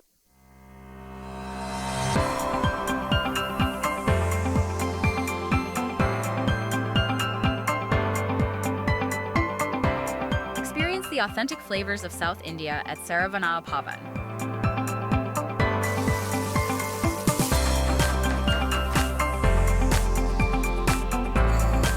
From our kitchen to your table, savor a taste of tradition. Fresh, flavorful, and 100% vegetarian. Join us at Saravanaa Bhavan, where every meal is a celebration. Dixie electronics और appliances, जहां आपकी तमाम electronics और appliances की जरूरियात पूरी होंगी। हमारे पास आपको हर टॉप ब्रांड मौजूद मिलेगा, चाहे वो व्हर्लपूल हो या LG, सैमसंग हो या जनरल इलेक्ट्रिक्स, हम इन सब के ऑथराइज्ड डीलर हैं। आइए और हमसे 5 स्टार खिदमत का लुत्फ उठाइए। हम आपको तमाम अप्लायंसेस सबसे बेहतर और सस्ते दामों पर फराहम करेंगे, ये हमारी गारंटी है। विजिट आवर वेबसाइट www.dixieelectronics.ca या फिर हमें कॉल कीजिए 905-625-5900. At Dixie Electronics and Appliances, we sell quality and deliver confidence. जी नाज़रीन, हम कहते हैं एक छोटे से ब्रेक की तरफ, ब्रेक के बाद वापस आए। आप देख रहे हैं अपना पसंदीदा प्रोग्राम तकरार और आप देख रहे हैं अपने चैनल आवाज एंटरटेनमेंट देख रहे हैं। हमारे साथ एक कॉलर मौजूद है। जिस तरह हम आप बात कर रहे थे कि अमेरिका और कनाडा में बिगड़ते हुए हालात का, सियासी हालात जो इतनी तेजी से बिगड़ रहे हैं, इसका जिम्मेदार कौन है, आखिर यहाँ पे कितना प्यारा खूबसूरत मुल्क है, मगर दिन पे दिन आप देखने में आता है कि कोई ना कोई कार्रवाई शुरू हो जाती है। कभी किसी की शॉप पे जो है ना कहते हैं डकैती कर देते हैं लोग जाके, और फिर इसके बाद गोलियां भी इस तरह चलती हैं जैसे कितने आराम से लोगों को गोलियां चला के निकल जाते हैं और मुजरिम पकड़े जाते हैं। गाड़ियां समझे, पहले तो आप सोच भी नहीं सकते कि पहले गाड़ी जो थी 15 मिनट में चोरी होती थी, अब तो 4-5 मिनट में कहते हैं गाड़ी चोरी हो जाती है और पता भी नहीं चलता, गाड़ियां मिलती भी नहीं, कहाँ जाती है, कहाँ से नंबर प्लेट चेंज की जाती है। ट्रम्प आए थे, ट्रम्प ने कहा था पूरी दुनिया के अंदर जो है ना अमन लेकर आएंगे, मगर ऐसा लग रहा है कि वो तो अपने मुल्क में अमन नहीं लेकर आ सके, तो पूरी दुनिया में कैसे अमन लेकर आएंगे। इस पर हमने काफी बात की, आपने देखा, मगर आपने देखा कि पैट्रिक के ऊपर भी ट्रीट किया गया, मगर मुजरिम तो पकड़ा गया, मगर आखिर पैट्रिक ब्रैम्पटन के मेयर हैं बहुत बड़े, उसके बाद उनके ऊपर भी लोगों ने हाथ डाल लिया, उनकी फैमिली को भी ट्रीट किया गया। वो लड़का पकड़ा गया, मगर वो लड़का ऐसा लग रहा है जो पकड़ा गया है तो क्या उसको सजा होगी या उसके पीछे किसी और का हाथ था। ये एक बहुत बड़ा सवालिया निशान है कि कौन एक ग्रुप है जो इसको चला रहे हैं, कौन से ग्रुप हैं कि यहाँ पर भी वो ग्रुप बंदी हो गई। हमारी अपनी कंट्रियों की जो बात करते थे वहां तो ये सब चीजें होती थी और एक आम चीज समझी जाती थी कि कहते थे कि जी पकड़ेंगे, हमारा मुल्क है, इसमें तो बहुत ज्यादा इस तरह की सियासत में ये हो जाता है, इस तरह के ग्रुप होते हैं और इस तरह की कार्रवाइयां करते हैं। मगर अफसोस के साथ कहना पड़ रहा है इस कंट्री में भी इस तरह की चीजें पाई जा रही है। आखिर कौन है इसका जिम्मेदार? मेरे साथ एक कॉलर मौजूद है। हेलो जी, अस्सलाम वालेकुम। अस्सलाम समीना, कैसे हैं आप? बस ठीक ठाक, आप सुनाइए कैसी है? मेरे साथ इरफान भाई भी मौजूद है, उनको भी वेलकम करते हैं। हेलो जी, अस्सलाम वालेकुम इरफान भाई, आपसे लेते हैं बात, पहले हम इनसे ले रहे हैं जी। जी वालेकुम सलाम, आपको भी आपको जी जी, क्या कहेंगी समीना आप? जी समीना, आपने बिल्कुल सही नक्शा खींचा है कि क्राइम रेट तो इंतहा से ज्यादा बढ़ता जा रहा है। और आपको याद होगा कि आज से 20-15 साल पहले, 20 साल पहले क्राइम रेट यहाँ पे था ही नहीं, जीरो था और बड़े पुरअमन लोग जिंदगी गुजारते थे, मगर अचानक चेंजिंग आ गई यहाँ पे और क्राइम रेशियो बढ़ता ही चला है दिन पे दिन। आज कुछ होता है, कल कुछ होता है, तीसरे दिन देखो तो कुछ होता है।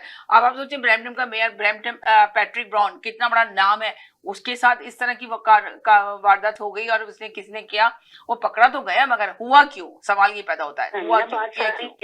हमारे पास जो कवानीन है, मुझे लगता है कनाडा के, उन पे शदीद तरामीम की जरूरत है, क्योंकि जो भी मुजरिमों को पकड़ा जाता है वो बेल लेके बाहर आ जाते हैं या कोई माइनर, ज्यादातर जो क्राइम कर रहे हैं उनकी इतनी यंग एज है कि बहुत सारे लोगों की, बहुत सारे मुलजिमान की तो तस्वीरें भी नहीं दिखाई जाती क्योंकि अंडर 16 होते हैं वो। तो ये क्राइम रेट इतना बढ़ता जा रहा है क्योंकि मिल रही, जो मुजरिम उनको कोई सजा नहीं मिली, उनको जो है वो इजी मनी बनाने का एक रास्ता दिख गया। तो ड्रग कोर्ट की भी तो गाड़ी जो है वो स्टील करने की कोशिश की गई थी, तो वो फिर आकर टीवी पर जो है वो इस बात को बहुत शोर मचा रहे थे। और अभी पुलिस की तरफ से एक और बयान जारी कर दिया गया कि आप अगर शॉपिंग मॉल्स में हैं, आप पार्क में हैं या आप कहीं वॉक कर रहे हैं, तो आपको अपने रिजिक खुद अपनी हिफाजत करनी की, लोग स्टीलिंग करने के लिए आपके करीब आ रहे हैं, आपकी चीजें स्नैच कर सकते हैं, आपके सेल फोन, आपके वॉलेट, इवन कि आपकी कार की। तो अब लोग अपनी हिफाजत खुद से किस तरह से करेंगे? आप कैलगरी में देख लें, आप अल्बर्टा में देख लें, PEI में देख लें, आप टोरंटो में देख लें, जहां भी देख लें आप, क्राइम जो है इतना ज्यादा बढ़ा है कि घरों को तोड़ के, आप बताएं, हैमर के साथ अभी 24 जून जो है वो एक मैं देख रही थी रिपोर्ट के 24 जून को जो है वो इटोबिको में 4 से 5 लोग हैमर से पूरा दरवाजा उनका स्मैश करके पूरा तोड़ के अंदर घुस गए लड़के। तो वो उस बंदे के पास, और 11 साल का उसका बेटा, वो और उसकी वाइफ थे घर में, तो उसके पास थी लाइसेंस वाली गन थी, तो उसने उनको जब दिखाई और उसने शाउट किया तो वो भागे वहां से। वो कह रहा था कि वो लोड भी नहीं थी, जाहिर सी बात है घर में लोड करके नहीं रखना चाहता था, वो लाइसेंस वाला उसके पास था। तो वो यही फैमिली कह रही है कि ये किस तरह की बात है कि पुलिस इस चीज को सीरियस ही नहीं लेती है, या जो भी लोग क्राइम कर रहे हैं वो अगले दिन जाके फिर से वो अपने आप को कवर करके एक नया क्राइम कर रहे होते हैं। तो क्राइम असल बात ये है कि मेन चीज ये क्राइम यहाँ पर मुझे लगता है समीना कि पुलिस जो है उसकी नफरी की शदीद कमी। मुझे बताइए, कभी कोई पेट्रोलिंग करते हुए पुलिस तो दिखती नहीं। आज से 20-22 साल पहले तो कुछ पुलिस दिखती थी, अब तो रोड पर सिर्फ पुलिस का काम है चालान के टिकट पकड़ाना कि आपने हाई स्पीड पे गाड़ी चलाई तो आपको टिकट इशू करेगी, बस। उसके अलावा तो पेट्रोलिंग ही नहीं होती पुलिस की। तो इसका मतलब है कि आपके पास पुलिस के नफरी नहीं है, आपके पास लोग कम है, आपको ज्यादा से ज्यादा लोगों को पुलिस में आपको जॉब देनी चाहिए ना, ताकि आप सही तरीके से कंट्रोल कैसे करेंगे। आप अपना अगर इमिग्रेशन सिस्टम से लोगों को, इमिग्रेंट्स को यहाँ पर बुला रहे हैं और आपकी आबादी में मुसलसल आपकी जो चीज, आपके जो लोग हैं वो बढ़ते जा रहे हैं, ठीक है, तो उसके हिसाब से क्राइम रेट भी बढ़ेगा, फिर वो आपसे कंट्रोल नहीं हो रहा। यूएस में भी देखें तो जब से ट्रम्प साहब ने ये टैरिफ के थ्रेट दिए थे, तो उसकी वजह से उनके अपने शहरों में अपने लोगों को भी प्रॉब्लम का सामना करना पड़ा, क्योंकि 30 मिलियन पीपल ने अपने जो है वो ट्रिप कैंसिल किए हैं यूएस के लिए। इंटायर ये पूरी रिपोर्ट है, अगर कोई चाहे तो देख सकता है जाकर। तो ये लोगों ने इसलिए कैंसिलेशन कराई क्योंकि वहां पर जाकर जो हालात का सामना उनको करना पड़ा है, जिसमें बहुत सारे जो है वो कैनेडियन शामिल हैं, ऑस्ट्रेलिया के लोग शामिल हैं और यूरोप से आने वाले लोग भी शामिल है। तो टूरिज्म तो होती है समर के अंदर, तो आप सोचे समर में बेतहाशा होती है, लोग जाते हैं टूरिज्म से, तो कंट्रियां तरक्की करती हैं, ऊपर जाती हैं, तो आप सोचिए एयरलाइन को भी इतना फायदा होता है, एयरलाइंस को वो भुगतना पड़ रहा है, फिर वहाँ पे आपकी होटलिंग होती है, तो ये सारा कुछ। और वहाँ पर जो शॉप्स खाली हैं, जो लोग बेचारे अपने इन सीजनल वाइज अपनी बिजनेस को वहाँ पर चला रहे थे, तो वो सारे परेशान हैं। और दूसरी तरफ जो है वो जो थ्रेट है लोगों को कि जिसको भी चाहते हैं वो डिटेन कर देते हैं। इतने सारे कैनेडियन लोगों को भी उन्होंने इस तरीके की हरकत करी कि बगैर किसी कुछ भी बताए बगैर उनको डिटेन किया गया, और फिर वजह क्या थी कुछ भी पता नहीं चल सका। तो ये भी एक प्रॉब्लम है। तो क्राइम रेट का खराब होना, इकोनॉमी खराब हो रही है, क्योंकि जाहिर सी बात है इकोनॉमी में टैरिफ के थ्रेट चल रहे हैं, साथ में जो है वो आउट ऑफ कंट्रोल, आपकी आबादी भी आउट ऑफ कंट्रोल होती जा रही है।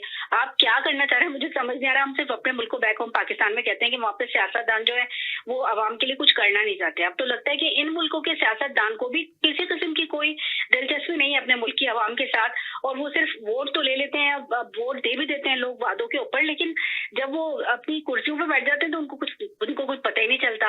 एक दूसरे के ऊपर इन चीजों को ट्रांसफर कर रहे होते हैं कि भाई ये फेडरल गवर्नमेंट का काम है, ये तो प्रोविंशियल गवर्नमेंट का काम है, मगर आवाम या जो लोग हैं, जो पब्लिक है, वो डायरेक्टली पब्लिक को डिलीवर नहीं कर पा रहा है, क्योंकि ना तो क्राइम रेट नीचे आ रहा है और ना ही लोग जो है वो इस फिक्र से आजाद हो रहे। जिस भी सिस्टम में चले जाए आप, अगर ये बात करें हम कि यहाँ का, अगर हम कनाडा के मेडिकल सिस्टम पे बात करें, बहुत सारी सहूलियात है, सब कुछ है, लेकिन आप देखती हैं कितना ज्यादा वेटिंग का आपको टाइम होता है। अगर कोई जरूरी टेस्ट भी कराना है तो आपको कितना लॉन्ग वेट करना पड़ता है।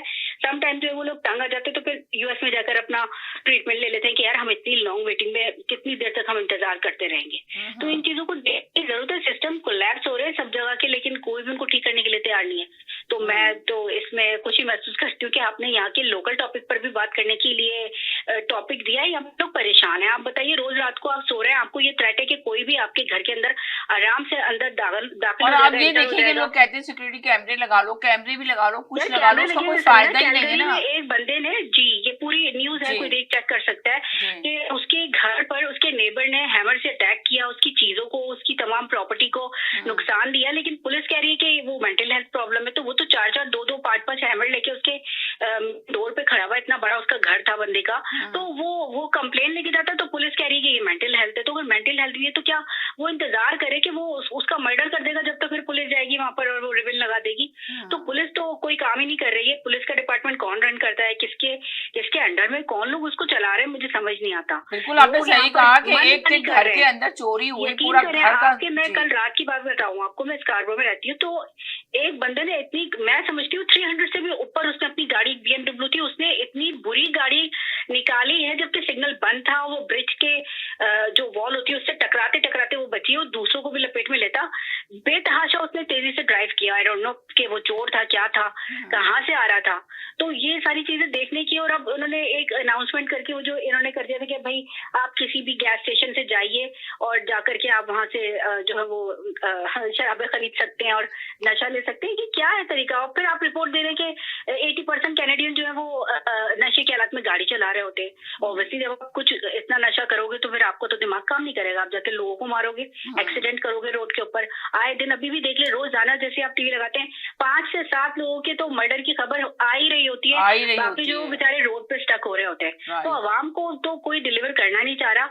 और यहाँ भी इन मुल्कों में अब यही नजर आ रहा है कि अपनी अपनी कुर्सियों पर बैठकर बस अपने लिए कुछ करना चाह रहे हैं। आवाम के लिए क्या करें कुछ नहीं पता, सिस्टम कहाँ जा रहा है, स्कूलिंग के लिए बजट कट किए जा रहे हैं। तो मतलब किस तरह से सारी चीजों पर कटौती हो रही है और किस तरह से आवाम अब सर्वाइव करेगी। नेक्स्ट तो यहाँ पर हमें अपनी सेफ्टी का सबसे बड़ा इशू हो गया है, क्योंकि आपकी सेफ्टी का सबसे बड़ा इशू है जो हम बड़े फक्र से कहते थे कि आधी रात को भी लड़की निकल जाए तो वो कोई किसी को टच नहीं कर सकता, मगर अब तो निकलने के मसले जो नाइट जॉब करती है वो लोग परेशान है। तो दूर की बात है, आप अपने घर के अंदर भी सेफ नहीं है। अगर ये क्वेश्चन किया जाता है तो यहाँ की पुलिस कहती है कि आप अपनी कार की इसको जो है वो डोर के करीब रख दें। तो ये किस किस्म के जवाबात हैं, और लोग जो है वो वाकईतन परेशान है, हर कोई परेशान है। सेफ्टी इशू बहुत ज्यादा हो गया। यकीन करें, रात को अपने घर का लॉक खोल के अंदर आते हुए भी 100 दफा इंसान इधर उधर देख रहा होता है कि यार पता नहीं कोई पीछे से हमारे पीछे तो नहीं आ गया। तो ये बहुत ज्यादा हो रहा है। पहले तो गाड़ियां स्टोलन हो रही थी, अब उनको अगर थोड़ी कमी आई है तो अब लोगों को थ्रेट डायरेक्टली मिल रहा है। कहीं बैंक की रॉबरी हो रही है, कहीं लोगों से स्नैचिंग हो रही है।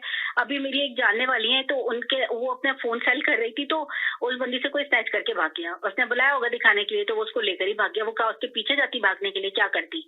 तो ये हालत हुई है। यहाँ पर भी अजीबोगरीब सिचुएशन इसलिए बन रही है क्योंकि कवानीन है भी तो उन पर अमल नहीं हो रहा, और जो है वो घिसे पिटे हैं, उनसे कोई फायदा नहीं हो रहा। मुजरिम जेल में जाते हैं और बाहर आ जाते। जो हमारे मुल्क में सेम है कि जिन लोगों को जेल के अंदर होना चाहिए वो जेल से बाहर है, और जिन लोगों को जेल के बाहर होना चाहिए वो बेचारे जेल के अंदर है। तो वही सिस्टम यहाँ पर भी चल रहा है। तो यही मुझे कोलैप्स होने की वजह नजर आती है कि किसी को कोई इंटरेस्ट नहीं है, ना सियासतदानों को, ना मिनिस्टरों को, कौन करता रहता है और क्या कर रहा है। आगे के हालात मुझे तो खराब ही नजर आ रहे हैं। यहाँ पर सेफ्टी जीरो हो रही है आपकी। तो जब आपकी सेफ्टी नहीं होगी तो आप किस तरह से रहेंगे, बताएं? कैसे आप अपना सर्वाइव करेंगे? देखें ना, दिन पे दिन महंगाई भी इतनी ज्यादा यहाँ पे होती जा रही है, आप खुद सोचिए। तो इसलिए ज्यादा क्राइम रेशियो जब भी बढ़ता है कि जब इंसान के पास पैसा नहीं होता। शॉपलिफ्टिंग हो रही है समीना, पता नहीं क्या क्या हो रहा है। और जो बच्चे पकड़े जा रहे हैं वो इतनी यंग एज के हैं कि बहुत सारे बच्चों की तो तस्वीरें नहीं दिखाई जाती। तस्वीरें नहीं दिखाई जाती है। वो कहते हैं कि उनका फ्यूचर ब्राइड, उनका फ्यूचर ज्यादा होता जा रहा है। यंगस्टर जो है वो इस नशे की लत का शिकार हो रहे हैं। तो फ्यूचर क्या दिख रहा है आपको? फ्यूचर तो तारीकी की तरफ ही जाता हुआ दिख रहा है मुझे। पता नहीं क्या असल बात ये है कि है ना, यहाँ का रूल और सिस्टम इतना चेंज है कि यहाँ पे अगर पुलिस पकड़ भी लेती है, वही आपके बकौल के जहनी मरीज बना के उसको छोड़ देती है कि उसको हेल्थ प्रॉब्लम है, इस वजह से हम कुछ नहीं कर सकते।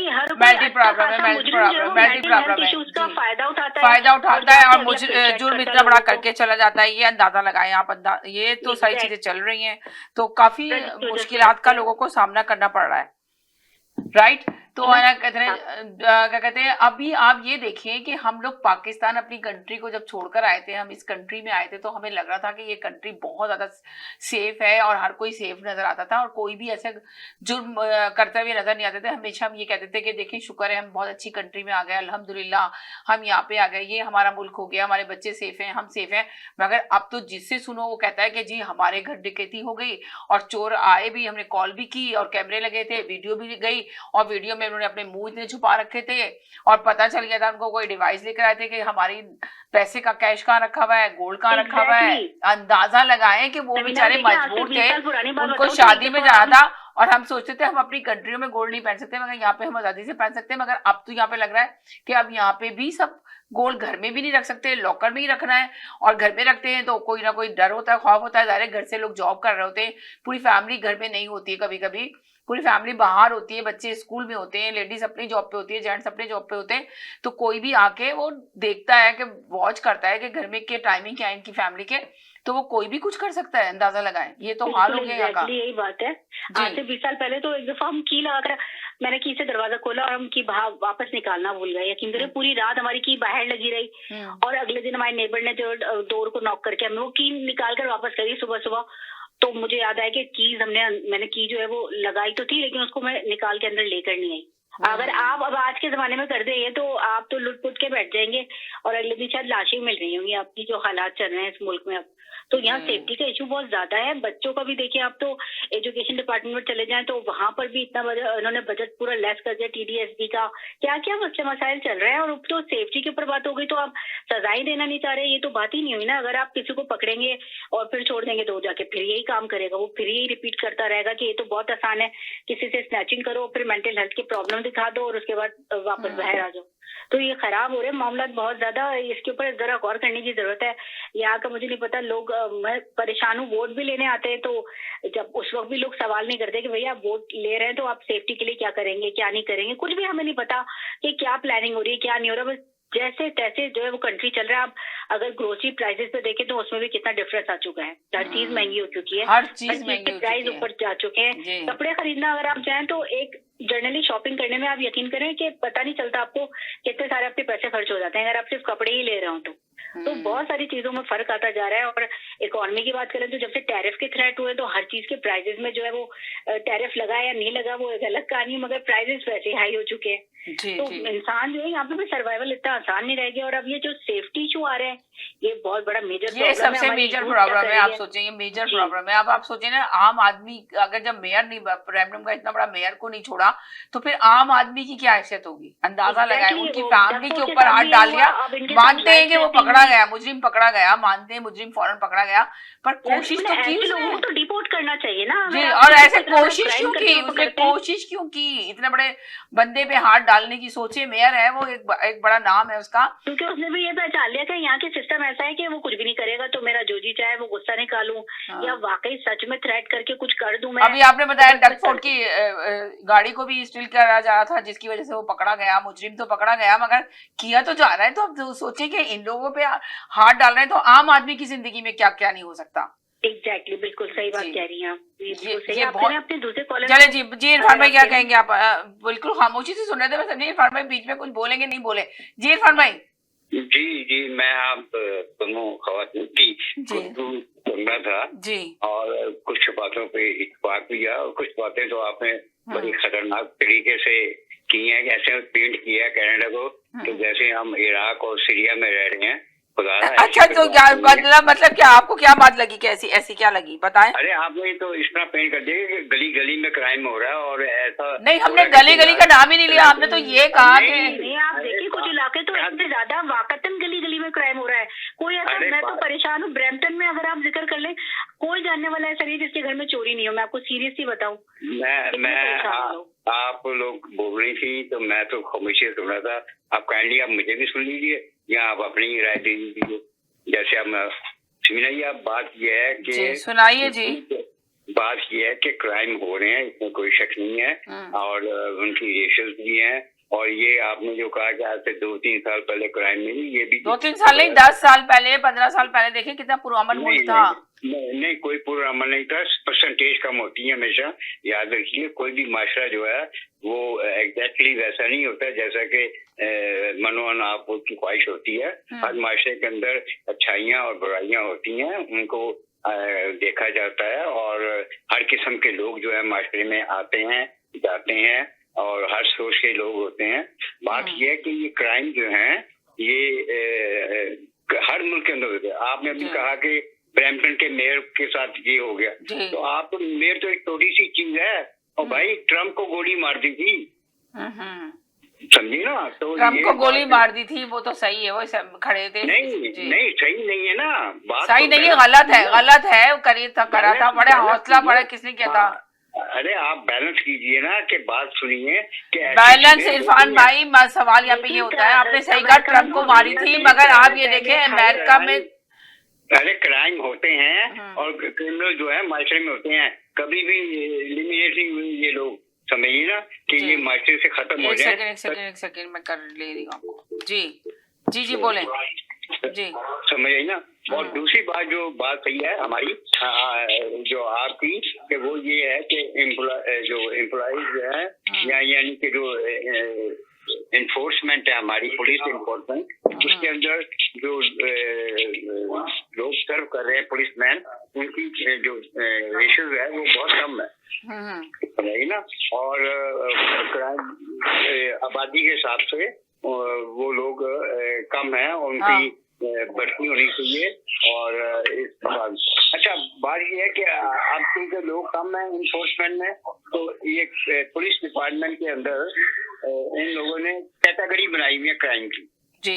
आपको पता है इस बात का? क्योंकि मेरे 2-3 दोस्त हैं पुलिस में वो ये कहते हैं कि वो कैटेगरीज बनी हुई हैं कि कौन सी जो क्राइम है उसको इम्पोर्टेंस देना है, किस क्राइम को आपने टाइम देना है इन्वेस्टिगेटर में और किस क्राइम के अंदर आपने ज्यादा भागदौड़ नहीं करनी। यानी कि भागदौड़ से मुराद है कि जैसे कोई एक्सीडेंट हो गया या कोई झगड़ा हो गया तो वहाँ अगर कोई सीरियस मैटर नहीं है तो आप उसको डिले कर सकते हैं क्योंकि इन्फोर्समेंट कम है राइट। तो उन्होंने कैटेगरीज बनाई हुई हैं क्राइम्स के अंदर ना ओके। जो कि आप जिसके तो यानी कि आप ये कह रहे हैं कि इस मुल्क में इतने ज्यादा क्राइम नहीं जितना हमने हमारी कॉलर ने बताया, आप उस बात से एग्री नहीं कर रहे, राइट? हम तो हर वक्त न्यूज देखते हैं तो इतने ज्यादा क्राइम है समीना, मैं तो परेशान हूँ। पिछले 24 साल से मैं यहाँ पर रहती हूँ, जो क्राइम रेट अभी दिखता है। और बिल्कुल ही प्यारी बात कही उन्होंने कि पुलिस जो है वो इम्पोर्टेंस देती ही नहीं है। आई डोंट नो वो क्या चाहती है कि लोगों को बिल्कुल जान से मार दिया जाएगा तो इम्पोर्टेंस दी जाएगी। आप बताइए कि किसी से उसकी गाड़ी छीनी जा रही है या उससे स्नैचिंग की जा रही है, उससे बैग छीन लिया जा रहा है, मेरा फोन लेके चला गया कोई, तो ये क्राइम का मतलब ये कुछ भी नहीं है। तो वो तो बंदा आगे शेयर होता जाएगा कि आज मैंने एक मोबाइल स्नैच किया है, कल को मैं 10 मोबाइल स्नैच करता हूँ, पुलिस तो मेरा कुछ नहीं कर सकती। पुलिस ऑफिसर्स की जो है ना, इसलिए तवज्जो बहुत कम होती है और वो बड़ी परफॉर्मेंस पोर करते हैं, क्योंकि इनकी कि मैं बात कर रहा था 2-3 पुलिस ऑफिसर एनकाउंटर बिल्कुल बहुत कम मैंने किया। इनके यहाँ ये है कि जो एक दूसरे को अकाउंटेबिलिटी है उस पर तवज्जो नहीं दी जाती। अगर आप किसी पुलिस ऑफिसर की शिकायत करती हैं तो उस पर ध्यान नहीं दिया जाता ताकि उस पर कोई सख्त एक्शन लिया जाए, ऐसा नहीं है। और जहाँ तक की बात है ना ब्रैम्पटन के एरिया की, राइट, वहाँ पे तो इसमें कोई शक नहीं है कि क्राइम की रेशो बहुत ज्यादा, उसकी वजह जो है वो जो है ये नौजवान नस्लों में जो है ना गैंग्स, वो गैंग्स जो है वो देखा देखी परवान चढ़े हैं। मैं आपको बताऊं कि अब पीपी गैंग है ब्रैम्पटन में, यानी कि पीएम पंजाबी माफिया, ठीक है, वो गैंग है, वो यंग बच्चे हैं, वो काम करते हैं, उसमें इंडियन भी हैं, पाकिस्तानी भी हैं, सब किस्म के इन्वॉल्व हैं। और वालिदैन जो है वो तवज्जो नहीं देते। हमारे क्या है, वालिदैन जो है वो ज्यादातर जो है पैसा कमाने में लगे हुए हैं, मियां बीवी, ये पैसा कमा लो, हम कुछ ना कुछ बना लें, और वो बच्चे जो है वो बिगड़ जाते हैं, समझिए ना। यानी कि आप ये जिम्मेदारी आप पेरेंट्स पे डाल रहे हैं कि बच्चे इस तरह बिगड़ रहे हैं, इस तरह ये रेशियो ज्यादा तेजी से बढ़ रहा है कि वो जी डेफिनेटली हमारे पेरेंट्स, हम लोग अगर अपने बच्चों के ऊपर, आपको नहीं लग रहा कि यहाँ के हालात जो खराब हो गए हैं, जो इतनी महंगाई हो रही है जिसकी वजह से ये सारी चीजें हो रही हैं? देखिए ये स्टार्टिंग फैक्टर होता है। देखिए ये स्टार्टिंग फैक्टर होता है। आपको पता है अगर आपके बच्चे यहाँ पे बॉर्न हुए हैं और स्कूल में गए हैं तो आपको तजुर्बा होगा, मुझे भी तजुर्बा है कि मेरे बच्चे यहीं बॉर्न हुए हैं, यहीं गए हैं, और मुझे 25 साल हो गए हैं कनाडा में। मैं ये जानता हूँ कि यहाँ पे स्कूल के अंदर जो एजुकेशन दी जाती है मेरे बच्चों को दी गई थी, उसमें कानून का एहतराम, पुलिस की रिस्पेक्ट और क्राइम से दूर रहने का सबक दिया जाता है। बकायदा एक ट्रैफिक कवानीन की बताई जाती हैं बातें हमारे जो बच्चे हैं, और फिर ये जब वो बातें आके बताते हैं तो वहाँ पे घर में पेरेंट होने चाहिए ऐसे कि जो उनके साथ बैठ तो अच्छा, तो मुझे एक सवाल का जवाब दे दें। आप कहते हैं बताई जाती है, तो ये जो घरों में चोरियां हो रही हैं और डिवाइस लेकर आ रहे हैं, लोग पकड़े नहीं जाते। पहले गाड़ी होती थी 45 मिनट में चोरी होती थी, अब 15 मिनट में फिर आई, अब तो 5 मिनट में लोग कहते हैं चोरी हो रही है। सर्वे किया गया तो उसमें यही बताया गया कि 15 मिनट में एक गाड़ी चोरी हो रही है। तो इसका अब आप ये बता दें कि फिर इसका 15 मिनट बहुत ज्यादा है, 5 मिनट में गाड़ी चोरी है। अब तो मैंने यही बताया ना, अब तो 5 मिनट आ गए। मैंने भी तो आपसे यही कहा कि अब तो 5 मिनट आ गए। तो फिर इसका हमारे बच्चे यहाँ पर पैदा, मेरी बेटी तो खुद क्रिमिनोलॉजी पढ़ रही है, तो वो खुद भी यही कहती है कि यहाँ जो बड़े बड़े ये जो आपको दिख रहा होता है कवानीन जो हमें दिख रहे हैं, इन पर अमल कोई नहीं कर रहा। सबसे बड़ी बात है कि कानून बनाने से क्या होगा, आपके पास लोग भी कम है, तो जब आपके पास इतने सारे लोग जॉबलेस हैं तो आप क्यों उनके लिए उनको इस्तेमाल क्यों नहीं करते आप? ये तो पूरे प्लान की जरूरत है जो बनाया नहीं जा रहा ना। आप इमिग्रेशन के ऊपर जोर भी दे रहे हो, अगर तो आप इमिग्रेशन कर रहे हैं, आपको खुद भी पता है कि आपका मेन डिपार्टमेंट पुलिस का है जो कि क्राइम को कंट्रोल करेगा, तो आप इतने बड़े इलाके के लिए कवर करने वाले 4 पुलिस वाले जो इतने बड़े रकबे को, इतने बड़े इलाके को कवर कर रहे हैं, वो नहीं कर सकते। वो कैसे करेंगे? वो कैसे ध्यान देंगे? आप चोरी की अगर अपनी चोरी की कोई कंप्लेन लिखवाने चले जाते हो, वो ऑलरेडी पुलिस कहती है भाई हमारे पास तो 5000 वैसे ही हमारे पास कंप्लेन है, तो आपकी कंप्लेन का नंबर तो इस 5000, जब ये पूरे कंप्लेन हम देख लेंगे तो उसके बाद फिर आपका नंबर आएगा। तो यही बात तो मैं करना चाह रही हूँ कि सिस्टम में यहाँ पर भी खराबी हो रही है, तो उसको ठीक कौन करेगा? उसको ठीक करेंगे जो हमारे लोग वोट लेकर जिनको हम इलेक्ट करते हैं और असेंबलीज में जाते हैं। तो उससे तमाशा ये है कि अगर आपने कंप्लेन डाल दी और आपने किसी को बुला दिया और पुलिस ऑफिसर ने शुरू की इन्वेस्टिगेशन, तो ये देखते कैसा अजीब तमाशा है। बजाय इसके वो क्रिमिनल के बारे में इंफॉर्मेशन कलेक्ट करे आते, वो आप इंक्वायरी शुरू कर देगा। हाँ बिल्कुल सही कहा, वो तो आपकी इंक्वायरी यही तो बात करना चाहिए थी। बहुत अच्छी बात की आपने, बहुत ही प्यारी बात की इरफान भाई आपने, कि है ना वो तो आपकी इंफॉर्मेशन लेना शुरू कर देगा, आपकी इंक्वायरी शुरू कर देगा। आप करने गए एक क्या कहते हैं मुजरिम के बारे में बताने के लिए गए, लेके आप पकड़े गए, तो फिर आप तो डर जाएंगे, आप कहेंगे अरे छोड़ो मैं क्यों जाऊं भाई इस बात को लेके, छोटी सी बात को हमने कंप्लेंट लिखाई है कि ये कंप्लेंट तो कंप्लेन लिखवाने से भी आप लोग ग्रेस करेंगे कि भाई क्यों जाएं कंप्लेन लिखवाने, हम ही धर लिए जाएंगे, छोड़ो। मैंने कंप्लेन की थी, हमारे डोर के ऊपर से अमेज़न का पैकेज जो है वो स्टील हो गया था। तो खैर पुलिस ने थोड़ा बहुत तो उसके अंदर कुछ इंटरेस्ट लिया, फिर उन्होंने पूछा कि कितना क्या उसकी क्या मालियत है, उन्होंने फिर उसको बंदे को जो है वो रीच आउट कर लिया था। तो फिर उसको उन्होंने कहा कि भाई हमने रीच आउट किया है, लेकिन बात यह है कि अब वो जो है वो आपके इर्द गिर्द के इलाके के इतने इतने किलोमीटर तक आपको वो नहीं नजर आएगा, और अगर ऐसा हो तो आप दोबारा हमसे कांटेक्ट कर सकते हैं। और वो कुछ चीजें जो थी वो उसने यूज कर ली है, वो पैकेज तो उसमें डिफरेंट चीजें थी। तो वो आपको कितने मालियत का था, तो भाई वो $150 का था। तो ये है कि 500 से अगर $500 से ऊपर की चीज थी तो फिर वो रिकवर करके दी। सारी अजीब अजीब किस्म की बातें, मैं हैरान रह गई। मैं ये जब भी मैं ये बातें करना चाहती हूँ कि पाकिस्तान में हम कहते थे ना, यहाँ पर सेम है वही चीज। अगर पाकिस्तान की आप बात कर लें, यहाँ पर भी वही सेम चीज है कि पुलिस को इंटरेस्ट ही नहीं ले रही होती है, उसको कोई दिलचस्पी नहीं है कि आप भाई क्राइम तो अगर $50 का है या $50,000 का है, क्राइम तो क्राइम है ना। जब तक आप इस तरह डील नहीं करेंगे तो फिर यही होगा जो अभी यहाँ पर हो रहा है, यही क्राइम बढ़ता जा रहा है। किसी को कानून का कोई खौफ नहीं, क्योंकि उनको पता है अगर हम पकड़ भी लिए जाएंगे तो हम बाहर आ जाएंगे, हमें कोई कुछ भी नहीं कह सकेगा। और सबसे बड़ा क्वेश्चन तो उठता है, जितनी गाड़ियां यहाँ से पूरे कनाडा में जो है वो स्टील कर ली जाती है, तो भाई हमारे शिपमेंट के जो मिनिस्टर है उनसे कोई क्वेश्चन क्यों नहीं करता? वो कैसे चली जाती है मुल्क से बाहर, वो कैसे मिडिल ईस्ट चली जाती है? वो इतनी बड़ी बड़ी होती है, वो इतनी छोटी छोटी क्या कोई इतनी छोटी छोटी कैप्सूल्स होती है कि वो चली गई और पता भी नहीं चला कि वो शिपमेंट हो गई उनकी। तो इसमें कुछ लोग इन्वॉल्व हो गए ना जो सामने नहीं आना चाहते। एक और प्रॉब्लम यह है कि अरे तिवारी साहब भी कुछ बोलना चाहेंगे, पार्टिसिपेट कर जाएंगे? जी तिवारी साहब क्या करेंगे, आप भी शामिल हो सकते हैं इसके अंदर। मुझे क्या करना है, मेरा सवाल तो पूछिए। सवाल कुछ भी नहीं है, वही है यहाँ की डिस्कशन चल रही है कि भाई यहाँ पे जो क्राइम रेशियो बढ़ता चला जा रहा है, जो चीजें इस तरह हो गई है कि लोग चोरी करते हैं मगर पकड़े जाते हैं, मगर उनकी कोई रिपोर्ट नहीं दर्ज करता, कुछ नहीं करता, वही सेम चीजें जो यहाँ पे हो रहा है। क्राइम रेशियो क्यों बढ़ रहा है, किस तरह रोका जा सकता है अमेरिका और कनाडा के अंदर, ये इस पे हम गुफ्तगू कर रहे हैं। दोनों कॉलर उसी पे डिस्कस कर रहे हैं, आप भी इसमें पार्टिसिपेट कर सकते हैं अगर सुन रहे हैं तो बताइए। जी मैं आपको सुन रहा हूँ समीना जी। मैं तो सबसे पहली बात कहूंगा, आपने सब्जेक्ट बहुत बड़ा ले लिया है। उसमें कनाडा के साथ अमेरिका को भी शामिल कर दिया है। तो लेकिन ये मामला नहीं है, ये बात हम लोग कर रहे हैं जो आपने बताया है उस लिहाज से कि पैट्रिक ब्राउन के ऊपर जो हमला हुआ है जी, मगर वो पकड़ा गया, मुजरिम पकड़ा तो गया, मगर अब ये है कि हुआ क्यों, तो उन्होंने इरफान भाई ने कहा भाई उसके ऊपर ट्रम्प के ऊपर भी गोली चला दी गई थी। चले मानते हैं ट्रम्प पे गोली चला दी गई थी, मगर अब यहाँ के ब्रैम्पटन के मेयर के ऊपर ये हुआ है।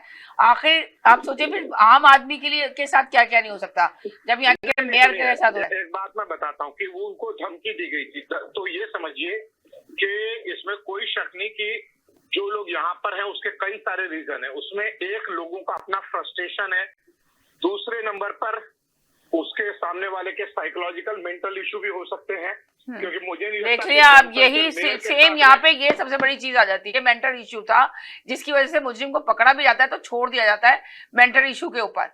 ये बड़ी बड़ी बात है यहाँ के। मेंटल इशू के सारे केसेस जो है वो दूसरों को नुकसान पहुंचाने के लिए होते हैं, कोई मेंटल इशू में अपने आप को कोई नुकसान नहीं पहुंचाता। ये बात मुझे समझ भी नहीं आई आज तक। ये बात बस क्या है कि पुलिस अपनी जान छुड़ाती है और केस पे मट्टी डालती है, आगे कोई नया केस आ जाता है। यही तो हो रहा है यहाँ पर, चाहे गाड़ियों की चोरी हो। आपको याद होगा कि एक लड़के ने एक पूरी फैमिली को एक्सीडेंट में कुछ गाड़ी से मार दिया था, और आपने देखा कि उसको, हाँ जी, और बहुत पुराना केस था, इसमें मैंने काफी शो किए थे, मगर उसको मेंटल इशू के तहत छोड़ दिया गया। अंदाजा लगाया, उसको सजा नहीं दी गई। ये चीज। हेलो, किसकी लाइन ड्रॉप हो गई? जी जी बोलें। जी मेरा ये कहना है कि अपने आप में इसमें कई सारे मामले आते हैं। इसमें ये भी मामला आता है, आपको पता, आपको शायद याद होगा कि नहीं होगा, करीब 3 साल 4 साल पहले की बात है, शायद कोविड के दौरान, कोविड के पहले की बात मैं कहूंगा, जिसमें एक ये माल्टन के अंदर ये घटना हुई थी जहाँ पे एक व्यक्ति मेंटल हेल्थ से चैलेंज थे और वो उन्होंने अपने आप को कमरे में बंद कर लिया था। पुलिस गई, वो साइकोलॉजिस्ट को किसी को लेके नहीं गई हेल्प करने के लिए, और उन्होंने उस बंदे को मार दिया। बंदा मुस्लिम कम्युनिटी से, शायद पाकिस्तान से ही था, और बहुत बड़ा शोर शराबा हुआ। तो पुलिस के सामने भी एक स्थिति आती है कि एक तरफ अगर वो डायरेक्ट कोई एक्शन लेते हैं तो उनको उनके ऊपर अटैक होता है कि भाई ये तो मेंटल हेल्थ का इश्यू था, आपने इसमें प्रॉपर सपोर्ट क्यों नहीं लिया और दिया जी। बाकी यहाँ पे क्राइम का जो रीजन है, इसमें ये क्राइम होने का रीजन, बढ़ते क्राइम होने का रीजन सबसे बड़ा आप लोगों ने वैसे भी डिस्कस किया, मैंने थोड़ा बहुत जो सुना है मुझे बिल्कुल उसमें एक बात मेक सेंस करती है कि जो है एक यहाँ पे आबादी जो बीच में हाल में बढ़ी है खूब ठीक ठाक, और जो लोग आए हैं उनको प्रॉपरली जैसे कहते हैं कि उनको चेक नहीं किया गया है, ठीक है। तो अगर उन्होंने कहीं भी इंडिया, पाकिस्तान है जहां से भी आ रहे हैं, या फिलीपीन से आ रहे हैं, या रशिया से, किसी भी देश से आ रहे हैं, हम किसी को स्टिग्मेटाइज नहीं करेंगे, तो उनकी प्रॉपर चेकिंग अगर हुई है और वो यहाँ पे क्यों आ रहे हैं, कैसे आ रहे हैं, क्या करेंगे क्या नहीं करेंगे, इस मामले में रूल्स और लॉज जो है वो बहुत ज्यादा क्लियर नहीं है, ठीक है। और जो महंगाई है या जॉबलेसनेस है, ये सारी चीजें अपनी जगह पर हैं ही सही, ये भी एक कुछ हकीकतें हैं, ठीक है। और जहां तक अभी मैं इरफान साहब को सुन रहा था, उन्होंने कहा कि बोले देखिए ऐसा है कि जो है बताया जाता कि लॉ की, पुलिस की रिस्पेक्ट करो, ऑफिसर्स की रिस्पेक्ट करो, लॉ की रिस्पेक्ट करो, वो सारी रिस्पेक्ट बताते लेकिन ये नहीं बताते अपने माँ बाप की रिस्पेक्ट करो। और माँ बाप ने किसी गलत हरकत के कारण उनको डांट दिया या एक थप्पड़ लगा दिया तो वही पुलिस आके माँ बाप को ले जाती है, बच्चे को कहीं और छोड़ देती है। तो मेरा यही कहना है कि जब बच्चे माँ बाप का डर नहीं सुनेंगे तो पुलिस और बाकी चीजें तो बाद में आती है। उनसे बहुत अच्छी बात, ऐसे आपने ये वाली बात बहुत अच्छी की, ये बिल्कुल वाकई में बहुत बड़ा इश्यू है कि माँ बाप बच्चों को कुछ नहीं कह सकते, इसलिए कि बच्चों को ये होता है कि ये हमारा राइट्स है, वो फौरन पुलिस को बुलाएंगे और पुलिस बच्चे को कुछ नहीं कहेगी, पेरेंट्स को पकड़ के ले जाएगी। तो फिर बच्चे वाकई जब पेरेंट्स ही नहीं डांट सकते, उनको सही और गलत का बता नहीं सकते, उनको इजाजत ही नहीं है इस कंट्री के अंदर कि वो अपने बच्चों को सही गाइड कर सकें, बच्चों को बता सकें, वो तो हाथ ही नहीं उठा सकते बच्चों के ऊपर, कुछ डांट नहीं सकते, जोर से बोल नहीं सकते, वो कहते मीन हो रहा है, मीन हो रहा है, यहाँ का बच्चा तो ये कह देता है। आप सोचेंगे बच्चों से माँ बाप डरते हैं, यहाँ पर बड़ी अच्छी बात की आपने।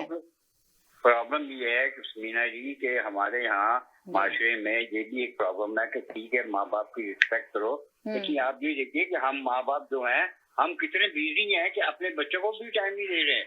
हमें भी जो है मियाँ बीवी काम कर रहे हैं दोनों, और बच्चे जो हैं उनको आजाद छोड़ा हुआ है, ये भी बड़ा इशू है। नहीं सर, ये गलत कह रहे हैं आप, कोई माँ बाप आजाद नहीं छोड़ता। रीजन ये है कि सबसे बड़ी चीज कि आज माँ बाप दोनों मजबूर है काम करने के लिए, खर्चे कैसे उठाएंगे वो। अच्छा, तो बस फिर यही तो मैं आप कह रहा हूँ, मैंने कौन सी और बात कही है, मैंने भी यही कही है कि वो मसरूफ इसलिए हैं कि वो तो जानबूझ के नहीं छोड़ रहे हैं, वो जानबूझ के छोड़ नहीं रहे हैं अपने बच्चों। अरे भाई मगर ये तो पूरी दुनिया में ही हो गया है ना। अगर बैक होम में देख ले तो बैक होम में भी खर्चे उठाना एक आदमी की बस की बात ही नहीं रही है, तो पेरेंट्स तो वहाँ भी काम कर रहे हैं, लेकिन अब वहाँ पर भी यही सिचुएशन है। वो सिर्फ यहाँ पर नहीं है, वहाँ पर भी बच्चे माँ बाप की बात नहीं सुन रहे हैं, वहाँ पर भी बच्चे पार्टियां कर रहे हैं और बगैर बताए कहाँ कहाँ चले जा रहे हैं, तो वहाँ के बच्चे भी कोई कम नहीं है। ये सब जगह पर ये इश्यूज उठे हुए कि बच्चे सुनने के लिए तैयार नहीं है, तो फिर बच्चों को सुनाने के लिए ये बात मानते हैं कि सब जगह ये इश्यू उठे हुए हैं, मगर मैं सिर्फ आपको ये बताना चाह रही हूँ कि वहाँ का कानून है ना, अगर पेरेंट्स मार देंगे, मारेंगे बच्चों को, डांटेंगे, तो वहाँ की जो पुलिस होती है वो पकड़ के पेरेंट्स को नहीं लेके जाती। मगर यहाँ पे अगर बच्चा कंप्लेन कर देगा तो वहाँ पे और यहाँ पे ये फर्क है, अगर बच्चा कंप्लेन कर देगा तो पुलिस ले जाती है। वही पेरेंट्स जो अपने बच्चों को जान से भी मार दे रहे हैं, इतने तो वो तो ये है कि वहाँ पे तो बहुत कुछ हो रहा है, मगर हम इस कंट्री की जो बात कर रहे हैं, क्राइम जो है वो बढ़ रहा है, क्योंकि कोई मुझे लगता है लोगों को पता नहीं ना बर्दाश्त है ना कोई सुकून है, पता नहीं क्या हो चुका है लोगों को। अच्छी खासी जिंदगी में भी वो अपनी पता नहीं मुश्किलात क्यों पैदा करना चाहते हैं। बहुत अजीब दुनिया हो चुकी है, और कौन इसको ठीक करेगा इसका कोई जवाब नहीं है, कौन इसको सही करेगा इसका हमारे पास कोई जवाब नहीं है। बट मैं यही सिर्फ देखिए हमने हमेशा यहाँ पे जो है ना शो करते थे, हमेशा हम अपनी कंट्री की पॉलिटिक्स पे बात करते थे, उसी पे शो करते थे, कभी भी हमने यहाँ की पॉलिटिक्स पे या यहाँ के हालात पे कभी बात नहीं की। मगर अब लोगों ने कहना शुरू किया कि आपको चाहिए कि यहाँ के हालात के ऊपर भी बात करें। आप यहाँ रहती हैं इस कंट्री में, आपका फर्ज बनता है कि यहाँ पे भी लोगों को बहुत सारे इशू हैं जिसपे आप डिस्कस करें, आपकी आवाज़ दुनिया तक जाती है, यहाँ के तमाम लोगों तक जाएगी, लोग सुनेंगे और उसमें ज़रूर पार्टिसिपेट करेंगे। तो हम यही आवाज़ बनना चाह रहे हैं आप सब लोगों की। अगर आपको जो भी इशू है आप आइए इस शो के अंदर, कॉल कीजिए और अपना इशू हमारे साथ डिस्कस कीजिए। तो हो सकता है हमारे छोटे से मैसेज, हमारी डिस्कशन से कुछ हालात के ऊपर गौर किया जाए। तो इसी वजह से देख लें हमारी इंडियन और पाकिस्तानी कम्युनिटी सब मिलके, जिस तरह हम यहाँ रहते हैं एक साथ मिलकर, मल्टी कल्चर की कंट्री है यहाँ पे, तो सब मिलके साथ रहते हैं, तो हम सबकी आवाज़ ही आप तक पहुँचाना चाहते हैं। जी तिवारी साहब क्या कहेंगे इस सिलसिले में आप भी? मैं यही कहूंगा कि देखिए आपकी सोच अच्छी है जी, लोकल इश्यूज की आपने बात की, बिल्कुल होना चाहिए कवर मीडिया के अंदर में जी, लेकिन रहा सवाल जो कि आपने सोल्यूशन की बात की है जी, तो सोल्यूशन के लिए कल ये बड़ा लंबा रास्ता है। आज पूरी दुनिया में लोग क्या हो गए, डिसेंसिटाइज हो गए। डिसेंसिटाइज मतलब पहले कोई समय होगा जब किसी के मर्डर की खबर आती थी तो लोग जो है हिल जाते थे, ओके, और ये बहुत बड़ा इशू होता था जी। आज हम इतने ज्यादा जो है क्राइम हो रहे हैं, लेकिन उसके ऊपर अब हमें कोई हैरत नहीं होती। अब तो देखी जाती है बस उसके अंदर में जो आपके सोशल मीडिया रेवोल्यूशन जो है, और उससे पहले टीवी रेवोल्यूशन, कि जिसके अंदर में आपको ऐसी चीजें दिखाई जा रही हैं कि आपके जहन बनता जा रहा कि भाई ये करने से ऐसा हो सकता है, ठीक है। तो वो बहुत सारे तरीके भी बताए जा रहे हैं, और तो इसमें मुझे लगता है सबसे बड़ा हाथ एक एजुकेशन सिस्टम का है। जो एजुकेशन सिस्टम जो है वो अपना काम नहीं कर पा रही, और माँ बाप से जो यहाँ पे हथियार पूरा ताकत छीन ली गई है। ये दो चीजें अगर ठीक करने की कोशिश की जाए तो मुझे लगता है कि कुछ आगे बात बन सकती है। और मैं तो ये कहना चाहती हूँ कि पेरेंट्स अपना फैमिली टाइम भी देखना चाहिए। अगर आप अपने घर के लिए काम कर रहे हैं तो अगर एक वक्त पे आके आपके बच्चे ही जो हैं वो आपके पास ना रहें और आपके बच्चे ही खराब रास्ते पे चले जाए तो फिर उस कमाई का कोई फायदा नहीं है। तो अपना फैमिली टाइम भी इम्पोर्टेंस उसको दें और अपने बच्चों की मसाइल समझने की कोशिश करें ताकि बच्चे आपसे अटैच हों और वो कुछ भी उल्टा सीधा करने से पहले जरा सोचें। बस मैं ये कहना चाहती हूँ समीना, बहुत शुक्रिया। इरफान भाई क्या कहेंगे आप? आखिर में मैं यही कहूंगा कि ये माशरे के अंदर सबसे पहली जिम्मेदारी जो बच्चों की होती है वो माँ बाप के ऊपर होती है, फिर उसके बाद स्कूल में आती है उस्तादों के ऊपर।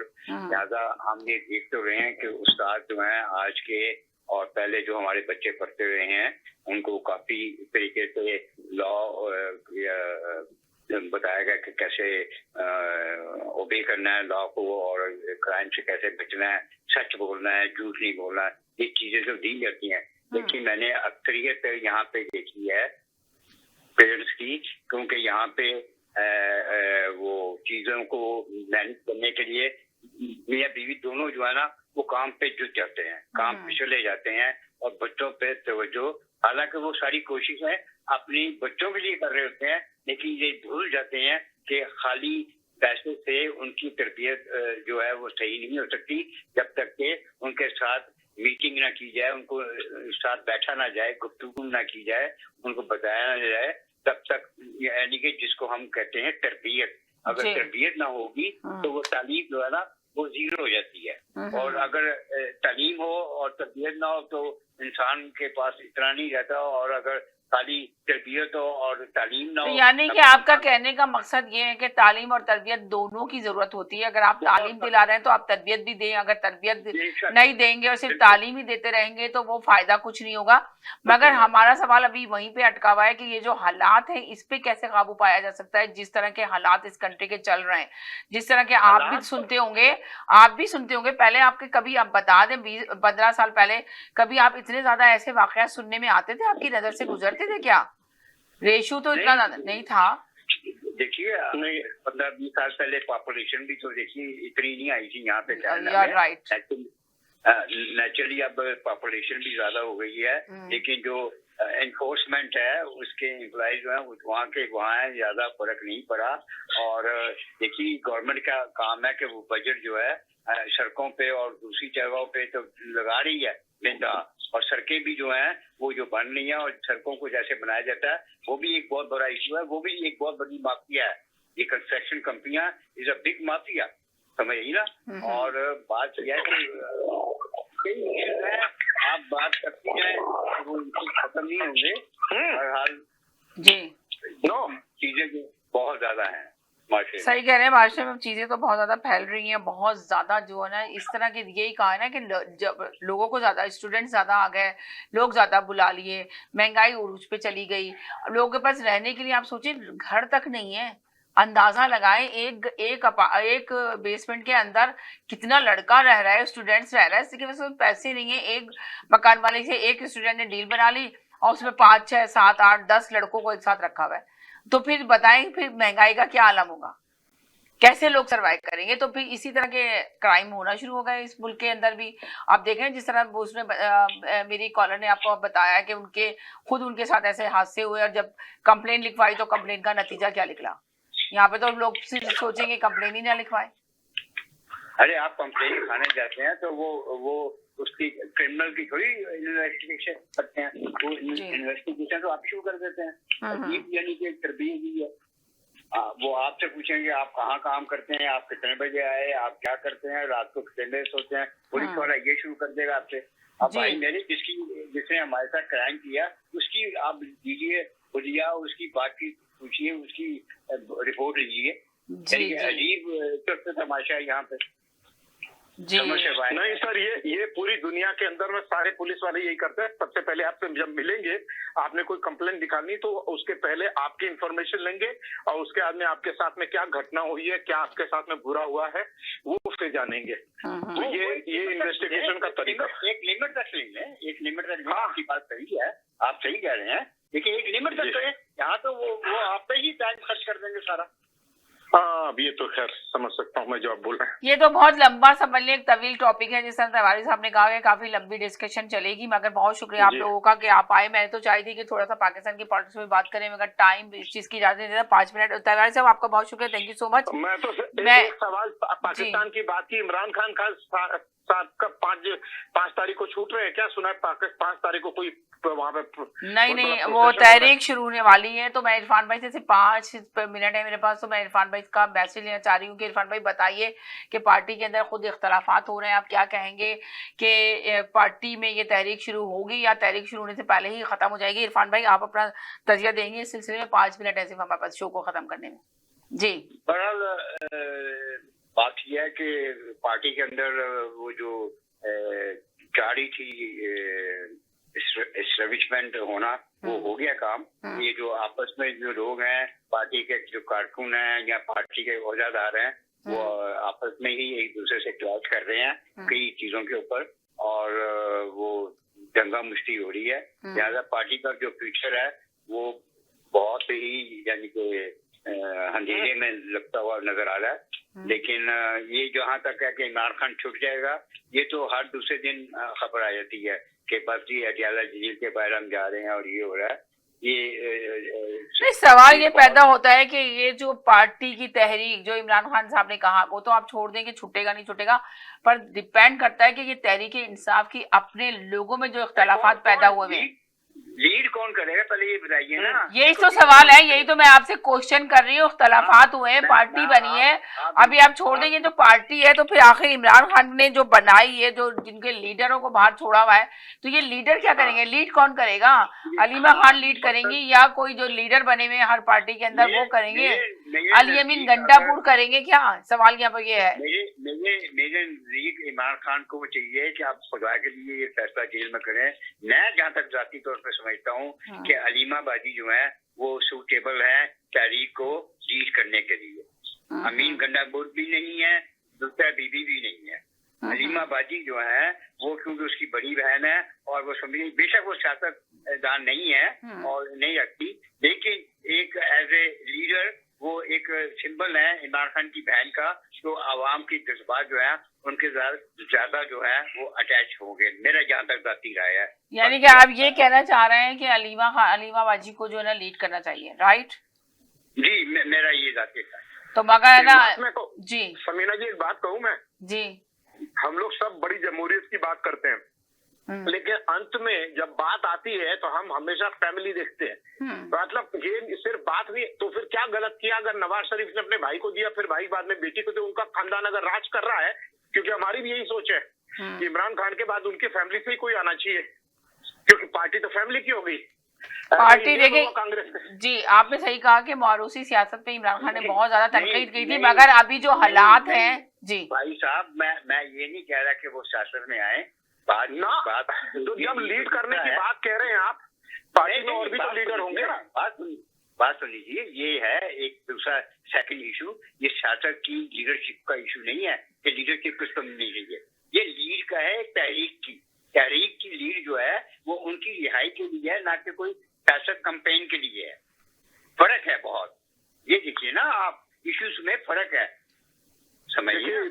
मुझे तो एक ही बात सुनिए, मैं अपने आपकी बात बड़े ध्यान से सुनी। हो सकती है, बात ये होती है कि उनको छुड़वाने की बात हो रही है यहीं से, ना कि उनको लीड करने की, पार्टी को लीड करने की भी कह रहा है।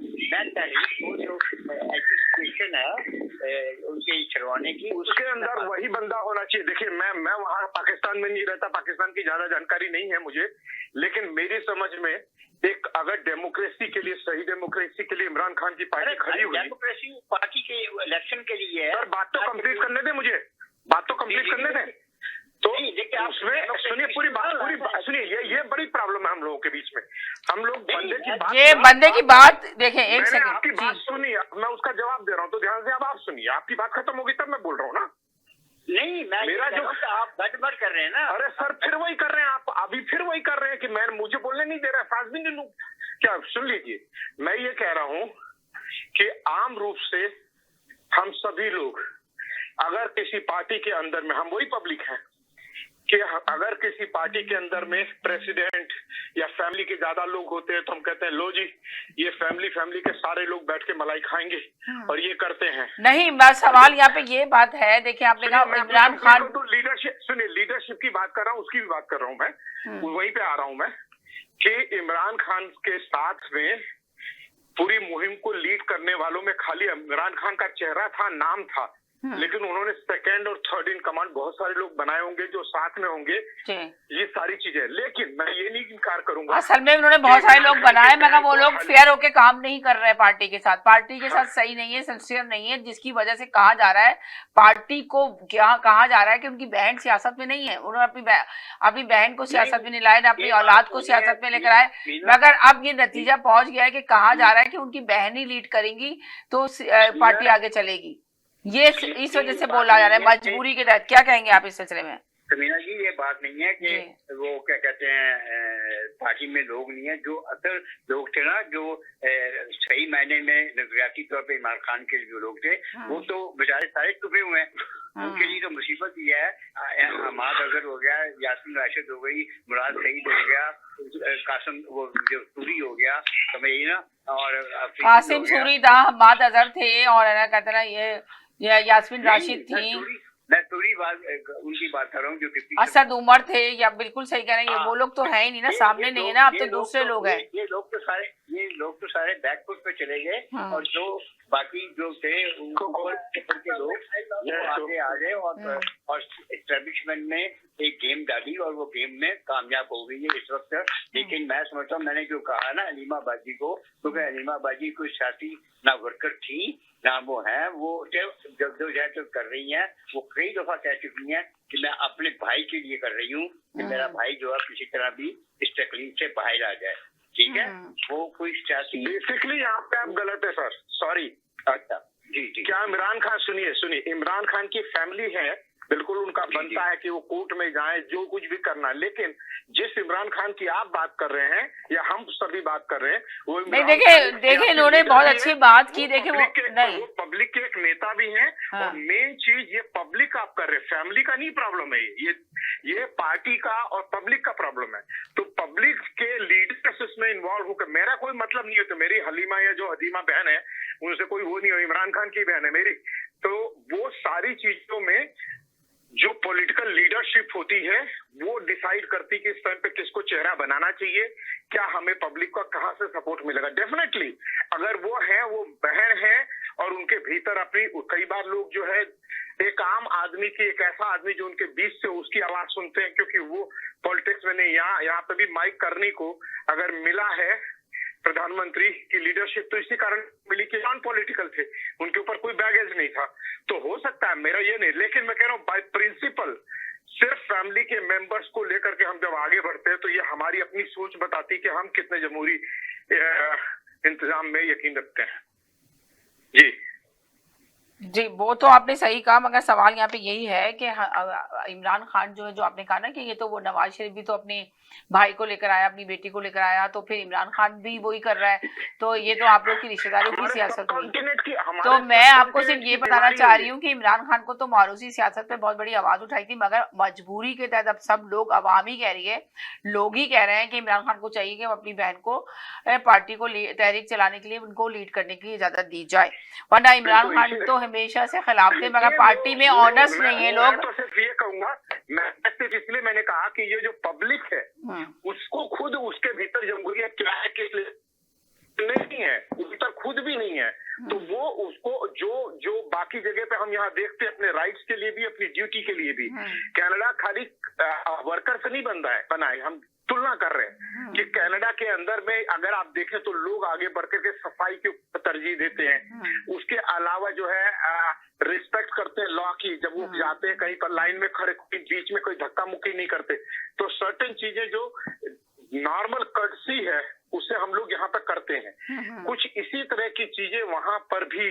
जब आप सोचते हैं, इमरान खान तो पूरी जिंदगी बाहर रह के आए, तो उनको लगता है कि भाई, और कोई गलत नहीं है, मुझे लगता है उनका सपना है कि पाकिस्तान के लोग बाहर ना जाएं, और जैसे यूरोप के देश हैं या अमेरिका है, इस तरह के देश, अमेरिका तो बहुत बड़ा है, तो उसी तरह से पाकिस्तान को भी बनाया जाए, उनकी अपनी सोच है, लेकिन राजनीतिक मजबूरियां होती हैं। अभी फिलहाल उनका निकलना मैं समझता हूं कि पाकिस्तान के लिए और बाकी जगह के लिए भी ठीक है। मैं इमरान खान की पॉलिसी, भारत विरोध की पॉलिसी का सहमत नहीं हूं, लेकिन वो भी मैं समझ सकता हूं कि वो उस वक्त में आर्मी के अंडर में तब भी प्रेशर में थे और शायद अंत में उन्हें निकाल बाहर किया।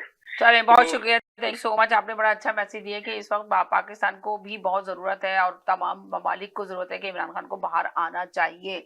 लास्ट मैसेज इरफान भाई, आप भी कुछ कहेंगे, लास्ट मैसेज दे दें अपना।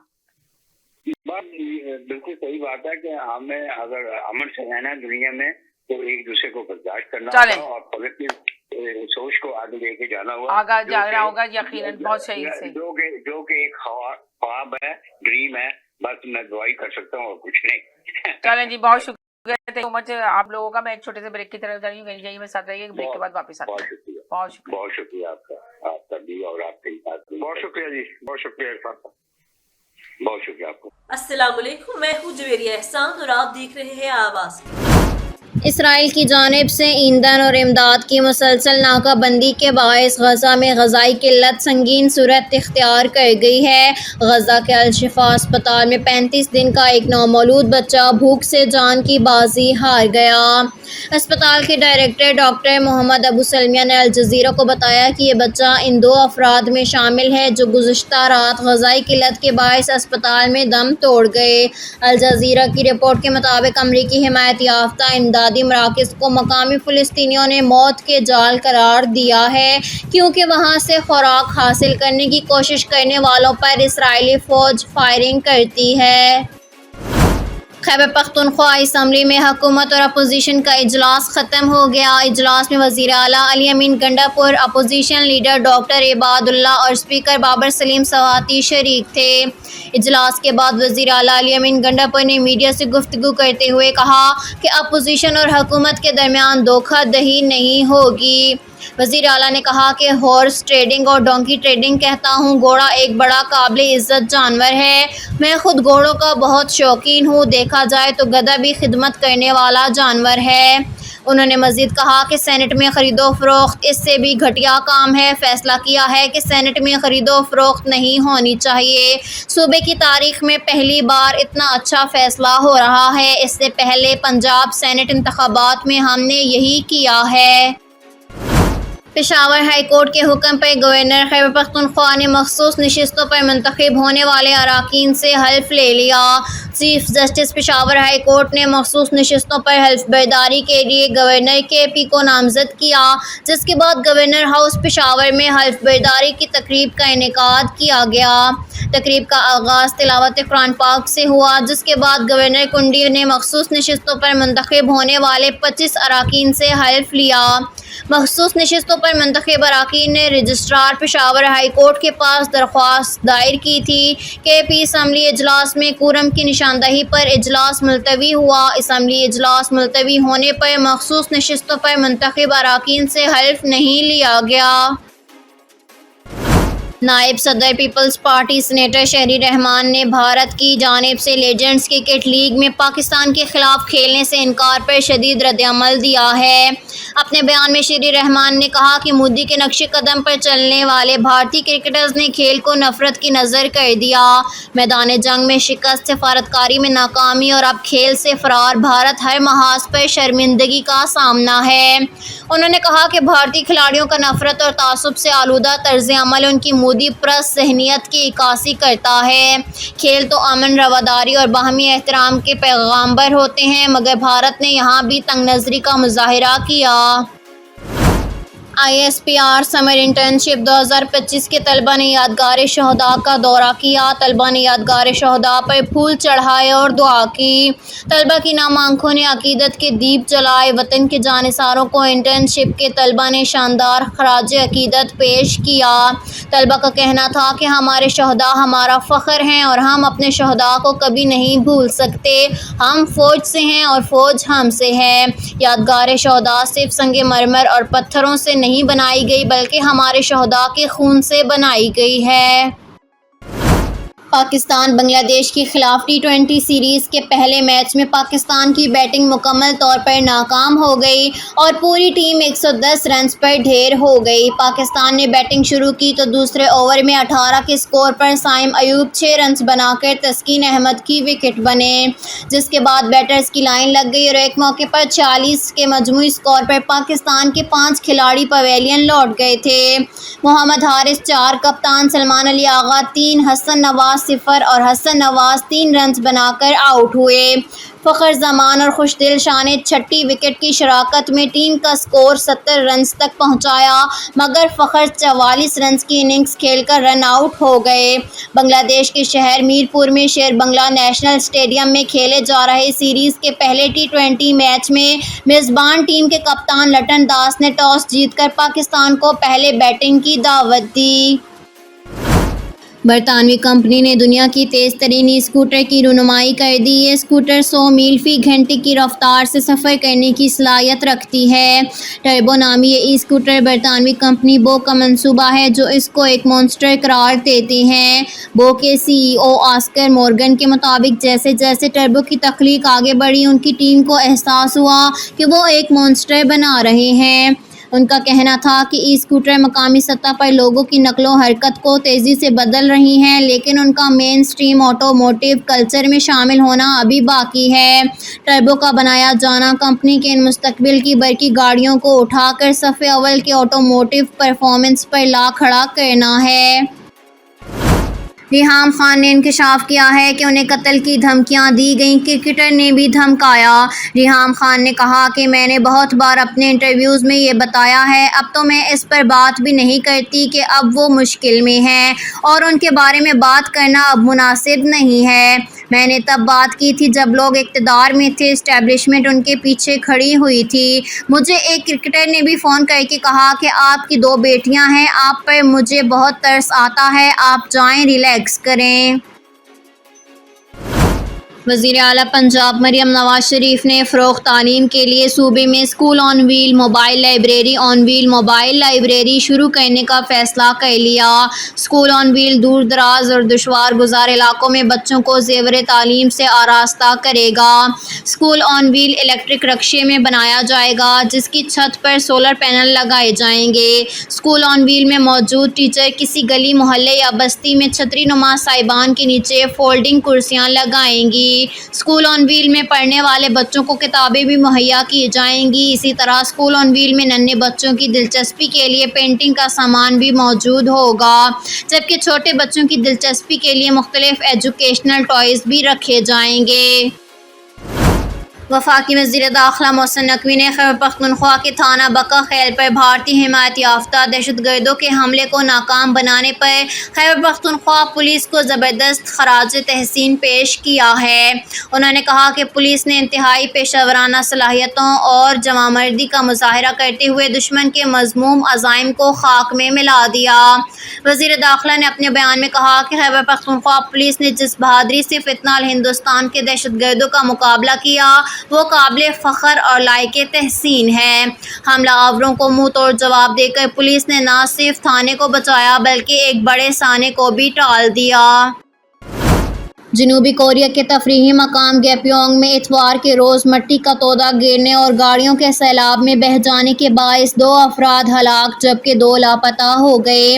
इस अफसोसनाक वाक़े के बाद बुध से जारी मूसलाधार बारिशों के बायस मुल्क भर में हलाकतों की तादाद 14 हो गई है जबकि 12 अफराद ताहाल लापता हैं। रेस्क्यू टीमें जिनमें फ़ौजी भी शामिल हैं मुतासरा इलाकों में मलबा हटाने और लापता अफराद की तलाश में मसरूफ़ हैं। ख़ास तौर पर गवांगजू और गैप्योंग जैसे मुतासरा इलाकों में सूरत हाल इंतहाई नाजुक बनी हुई है। महकमा मौसमियात का कहना है कि इतवार की रात तक बारिशों का सिलसिला थम जाएगा जिसके बाद हीट व्यू गर्मी की शदीद लहर का इम्कान है। आवाज न्यूज से फिल वक्त इतना ही। मजीद खबरों और अपडेट्स के लिए देखते रहिए आवाज न्यूज।